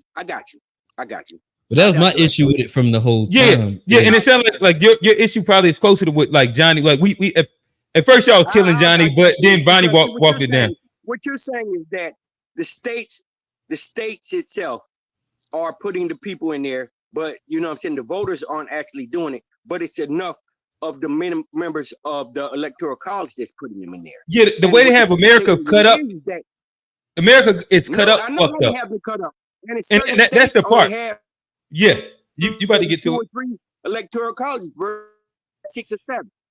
Yeah, right. No, yes, and that's what I'm saying. But what I'm saying is that this right here, regardless on whatever you put that right there, why is it that it's so many people that in this state that has more electoral college members in it, right? How is it that they vote can mean more than a vote in another state? Because if you have every person in this one state or these local states, the electoral college is wrong and need to be abolished. If you want voting for a president, you need to do it for us in popular. And we agree with you. We agree with you. Hey, go to the wide shot, Tone. Hey, he can see John. That's what Johnny was saying. We all agree. I was saying that about an hour and 10 minutes ago. That's exactly where I was at. Fuck the electoral college, because I got you. That's the system that they use to dilute our votes. And when I say I don't think it matters, that's the reason I don't think it matters. You live in South Carolina too, Hey, you in South Carolina, right? It doesn't matter. You say what? Yes, exactly. The presidential doesn't matter. But the problem is that most people don't understand that it's voting done every year. You vote for your sheriff. You vote for your judges. You vote for all this shit. That's who you need to vote for. I can rock with that. I can definitely rock with that. I can definitely. That you vote with that most of the time. Right. That's who you. Man, that's why I was saying. Can any one of you, the two of you fellas, name me one representative of the electoral college of your state? I will answer you. No, I can't. But I just did. I said no. My answer is no. But the reason why my statement was that I think that doesn't matter to the point is because of the electoral college has never voted against what the populace of the state has did.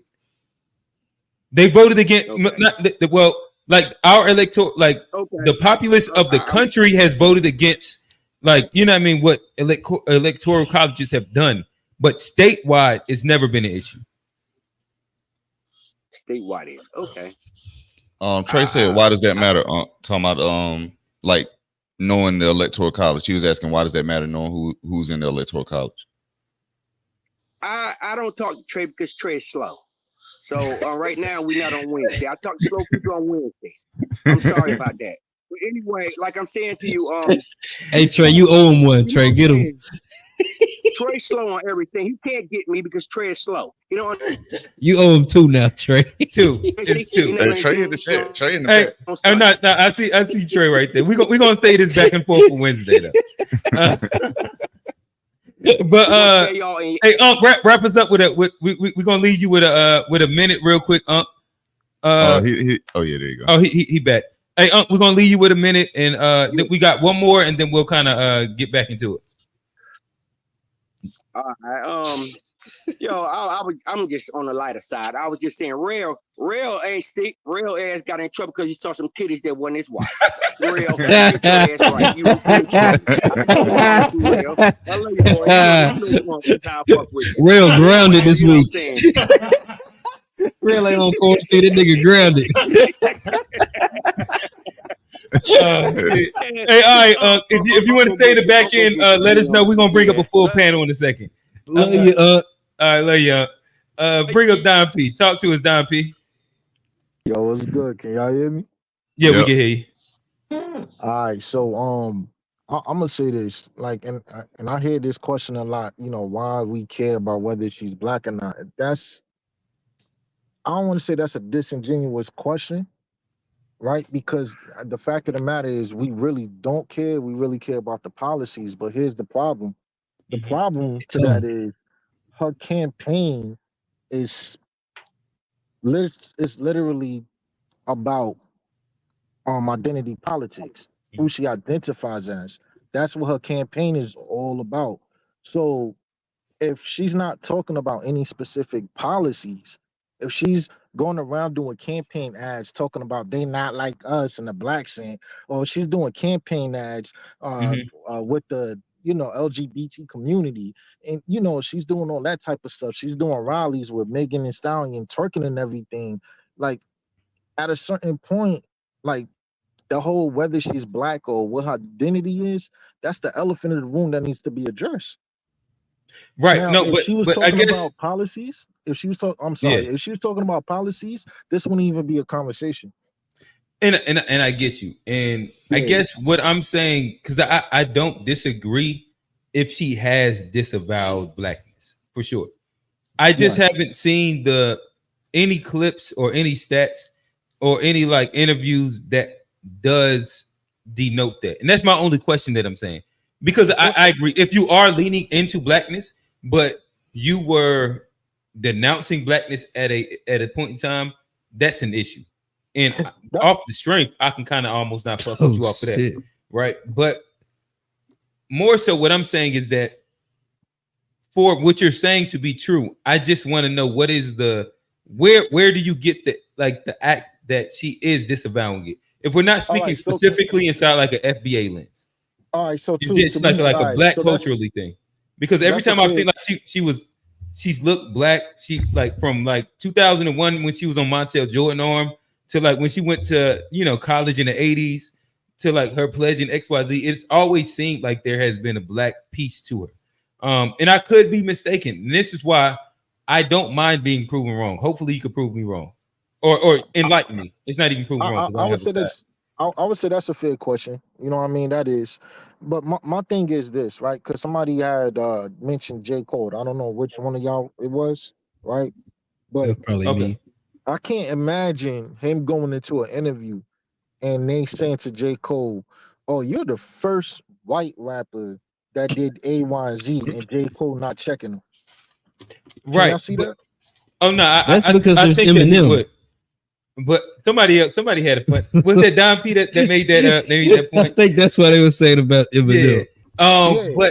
But no. All right. So here's my retort to that though, is that I think that typically when the dominant society is diluted with like a minority, we associate them with the minority, right? Right. I can't think of another time that like a person has been two minorities that they don't have a duality to it. Where with white and black, there's like a there's a power dynamic and like hierarchy to it, to where yes, like if you're around black people, you fit like black people feel away if you don't not accept that you're black. White people don't naturally look at you as that. Where with the Kamala thing, she's two minorities. So for me, like if somebody like if she's with an Indian and they say you Indian, right? Or like they make some comment that's denoting her as Indian and she's half Indian, I feel like it'd be crazy for her to be like, hey, I'm only half Indian. You don't feel that way? I mean, I do because, and I think that it's kind of a false equivalency to compare all of that stuff to Kamala Harris because number one, she wasn't raised up in the United States, from what I can remember, or from what I have researched. If memory serves me right, from what I searched up, she did like 4 years inside Canada or something, right? You said what? You said what? Oh no, I know that she stayed in Canada for a while, for like 4 or 5 years, something like that. I thought she was raised up in Canada and she went to college. She went to college in the United States. I'm gonna look again. I don't know. I'm not even going like trying to debate you on it. But the reason why I bring that up is because we're not talking about somebody who's who's ethnically Indian and half Black American or whatever the case may have you, or somebody who's Indian and half Jamaican who has Jamaican. Well, that is what she is though, right? Been there for a couple of generations, huh? No, that's what she is. But I gotta show some type of proof. But there's some statements that was made to where, again, from what I've have seen, that she was raised up in Canada and she would visit Jamaica. So it wasn't like she was in Jamaica with her father the whole time. She was raised with her Indian mother and her Indian family, right? So she really doesn't have the same connection that she has to Jamaica in terms of visiting them is damn near the same connection that we have to Jamaica in terms of visiting them as tourists. Got you. So, and by that, so I guess the argument that you're saying is that she was raised in Canada as she was like, raised, and during that time that she was raised, her mother identified her as, and she, I guess more importantly, she identified herself as a Indian woman. Right. Is that what you're saying? That's what I'm saying. So all right, so just to keep all the convoluted things out, I have yet to see a video to where, or a publication to where, they would say she's the first Indian American to be this or that, and she has corrected them. I've never seen that. But whenever it's time to run for president, like in 2020, all of a sudden she speaks with a black accent. All of a sudden she listens to Tupac in college. So Don P, I think that her Atlanta black scent was wild, right? And she leaned into the shit crazy. That shit was fucking crazy. My only question though is that if she is half black, half Indian, or my bad, half Jamaican, half Indian, I don't know, like kind of where your like the FBA politics kind of go into. But if you understand me saying black, I'm just like using it like really, really generally, so that we don't have to get into like a you know what I mean, like one of those conversations. If we would get upset if she denounces her blackness, why would we get up? Why would we feel a way if she accepts her Indianness? That's a fair question. I think that's a fair question. We shouldn't. But again, like when you speak about Jamaican, I'm hearing all these instances about what kind of Jamaican her father is, right? So you have Asians who claim to be Jamaican, right? You have white people who was born in Jamaica, they claim to be Jamaican. So what is her father? Well, I don't know. I know FBA Trey, he has his own genealogy that he has done. But that's kind of one of those unpacked on Wednesday conversations. I have seen her. I've seen a picture with her Jamaican grandma. She looked black. But I know I'm not researched on this. I just be seeing the shit that be hitting my group chats and shit like that, and I hear the internet fodder. But I'm also at a point where like I would love to be informed on this because of like I hear everybody's statements. I want to just make sure that I personally like I'm not doing the thing that a lot of like the left does with Trump, where you take a lot of out of context things that aren't fact based and you take it and run with it, and like you build a decision off of that. And so I want to, because of we spent enough time, at least on this show, like we spent 2 weeks kicking it back in. Like nobody's been for Kamala. Nobody said that they was really going to vote for Kamala either. But to give it a fair shot, I at least want to be fair with it. Where let's investigate a little bit more. Has she actually did these things? And I think that if she has, it gives even more credence to like the whole conversation. Well, I'm gonna say one last thing, and then I'm gonna hop off.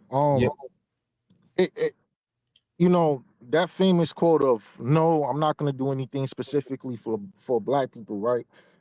When she said that, that alone eliminated her. That alone should have eliminated her from any conversation concerning any one of us, right? And people can make the argument, well, she's not going to be the only president for Black people, or she can't do anything just for Black people. Well, she did something specifically for Asian people, a little bit. The Asian hate bill, after. yeah.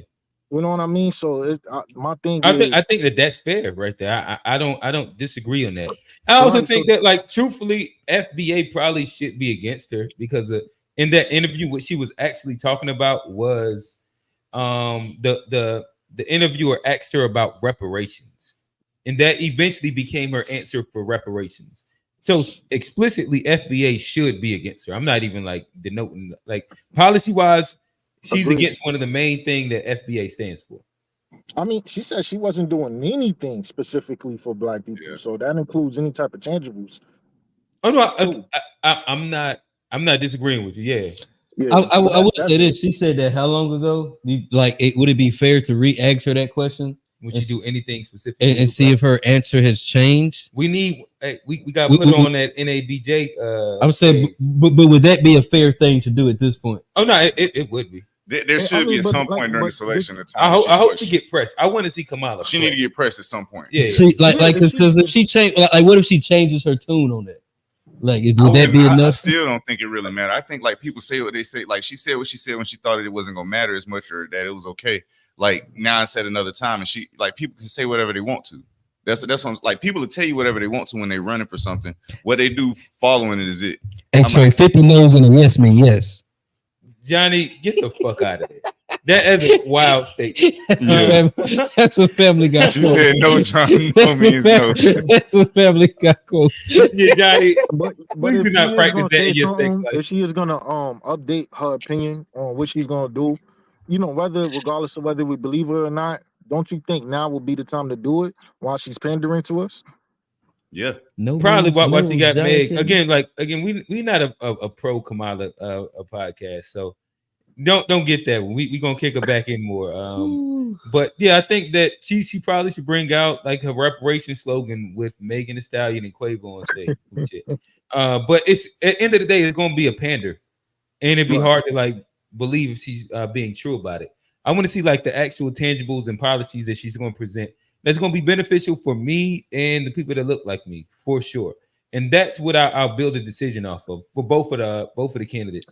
Until then, I know I'm going third party. Fuck them. When you said people that look like you, I got to be specific. What are you talking about? Oh, I'm talking about like I don't want to go into like I'm talking about black people. I'm just talking about black people, African American black people.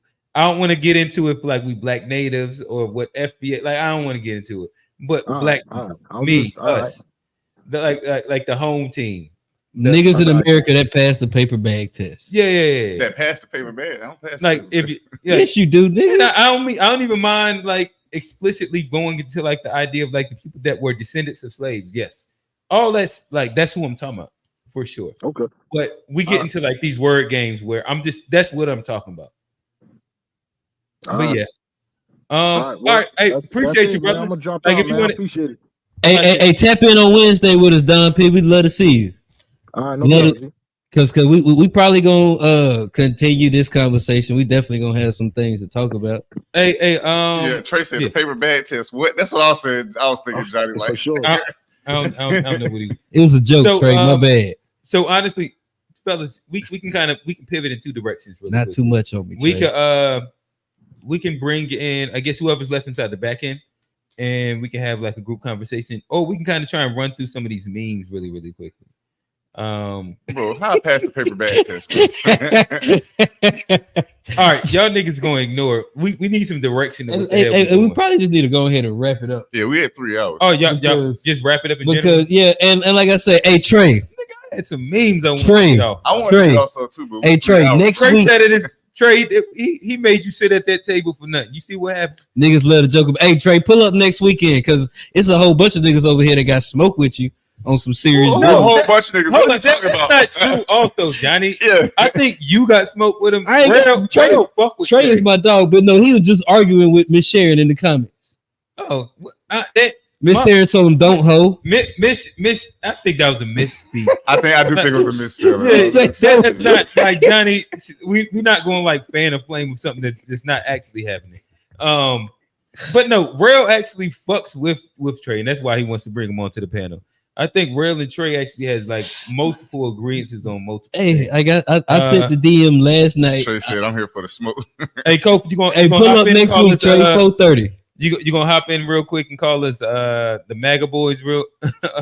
I forget what you called us, but no, he called us the MAGA panel or something. Yeah, the MAGA panel. The link's a little bit further up, but we're trying to wrap up the show. Generally speaking, nonetheless, we do appreciate everybody. So y'all saying just rap instead of going to panel. Or hey, Kofi. Hey, we could put 10 minutes on the clock and end like that, or we can What you say, Tone? We can put 10 minutes. 10 minutes. All right, 10 minutes. Yeah. Just put 10, and we'll wrap on that. So everybody that's in the back, we're going to turn this into unpack really quickly, and we can get into a bit of conversation. So we're going to bring back up it's like an all code show. we're gonna bring up FBA Trey. I think that Kofi, hopefully he's going. But Trey, don't break Trey. He gonna cuss my ass. Trey sitting right there. He said at that computer again. So yeah, go ahead. Hey, Tone, turn around. Hey, Tone, turn around. No, Oh, that nigga still didn't turn around though. Yeah, I ain't know what you was talking about. Oh shoot, okay. Hey, solo me, Tone. Yeah, I still have to wait for it anyway, so it's all good. Oh, never mind. Don't solo me. Look, we in the middle. We in the transition. I'm gonna tell everybody, hey, comment below, hit the like button, subscribe, and follow us on all social medias. It's at the 2B Fair Show, aka the Off Code Show. My Sharon said, and you can bring the smoke, Trey. Hey, 430 Trey. Look, I told you. No, I got you. So yeah. So start just clicking them in. Whoever's left. It's just Trey back here. Oh, Kofi on here. Kofi, yeah, get Kofi. Yeah, Kofi's in. What's up, Kofi? Hey, what's up? Yeah, bring Trey back up too. All right. And yeah, talk. We'll start with Kofi. We haven't heard from you yet. Give us your thoughts, opinions. Nah, well, I basically wanted to know because I've been in and out, of the podcast. So I kind of want to know what you guys thought about the whole Trump thing. Him being in front of the national black press with all those black women, and basically I missed that. So I'm pretty much what y'all want to do, because y'all laughing saying I'm calling y'all MAGA boys, but last time you did a political commentary, all y'all went with Donald Trump. If we had to vote right now, it was 5-4. More than half you said MAGA, said Trump, MAGA. So that's why I'm saying what I'm saying. No, giving proper. So Kofi, if we give proper context, like, so for me, I wasn't like, and I think like at least two of the panel, Johnny, he just a Trumper. I pressed niggas for the answer too. Yeah, niggas was, but the reality again, like I announced the fact that I vote independent, and my thing is that do I think that what was beneficial for black people in general in America is to vote outside of being Democrat, whoever the candidate is, because I'm not scared of the boogeyman. So that was where my opinion was based off, not specifically a MAGA endorsement at all. But I thought that, like, if you was listening earlier, the first half of the show was something that you probably would have agreed more. Like we was pro Kamala. Yeah, it was fairly pro Kamala. We was defending a lot more. You probably quote the back half of it. So to answer your question directly, the Trump NABJ conversation thing, I thought that there's a lot to take away from it, so it's kind of hard to like really make it one specific thing. I think that the easiest way that I can like characterize it is that I think that all parties walked away getting what they wanted out of it. Where I think that if you were against Trump, you had the first interviewer who kind of loaded up her questions in a way that was against it, right? If you was for Trump, you heard him, quote unquote, keep his composure, and he did Trump. So like he said that it was bad questions, XYZ. He gave like what he feels that he did for black people, and then he kept going back in circles of like his normal talking points. My main thing is that whole scenario, I would love for Kamala to go into enemy territories and answer the hardest questions against her, because of like whichever way you feel about it. I think that what was fire was the fact that he went somewhere that he was not welcome, and he answered the questions. All the questions that I see on Black Facebook and Instagram and Twitter, they were asked directly to him, and he had to answer to that, whether you agreed or disagreed and felt any kind of way. I thought that was fire for like a presidential candidate, and I hope that Kamala, she finds a way to do the exact same thing. That's my specific opinion. We got 5 minutes. Yeah, we got. Oh my bad, I'm taking up most of the time. Trey, hop in here. Like, okay. I'll respond after Trey hops in. Got you. Man, I think it's interesting talking about that discussion that first, like, Kamala wouldn't even show up. Trump was willing to show up. And like y'all said earlier, you can't bring somebody, invite them up, and then open up with hostility. I also think it's very interesting that there were no men on the stage. And I also think it's interesting that the person leading the discussion, being the most hostile, was a person of Ghanaian descent with a white husband. So it's like we can never get a person to represent us who's of our lineage who's married to black people with a black family. Like, when is enough going to be enough? Like, the same happened with Kamala Harris, same thing with Obama, and they don't do anything for us, and we keep doing the same thing over and over. And if you say something about it, then people are like, oh, why are you being divisive? We are all one. It's like, bro, we see a pattern here, and I think you need to recognize the pattern and adjust accordingly. That pretty much sums it up. Gotcha. Kofi. I think we saw two different things and we heard two different things. The Okay. first question was a question that first of all, Donald Trump didn't answer any fucking questions. He didn't. No, he answered directly that one. Like if you actually listen, he said that he gave the HBCU shit. He did the that's a lie. Like whatever the tip. Like again, that's what I'm saying. Like if you agree or disagree is a different thing.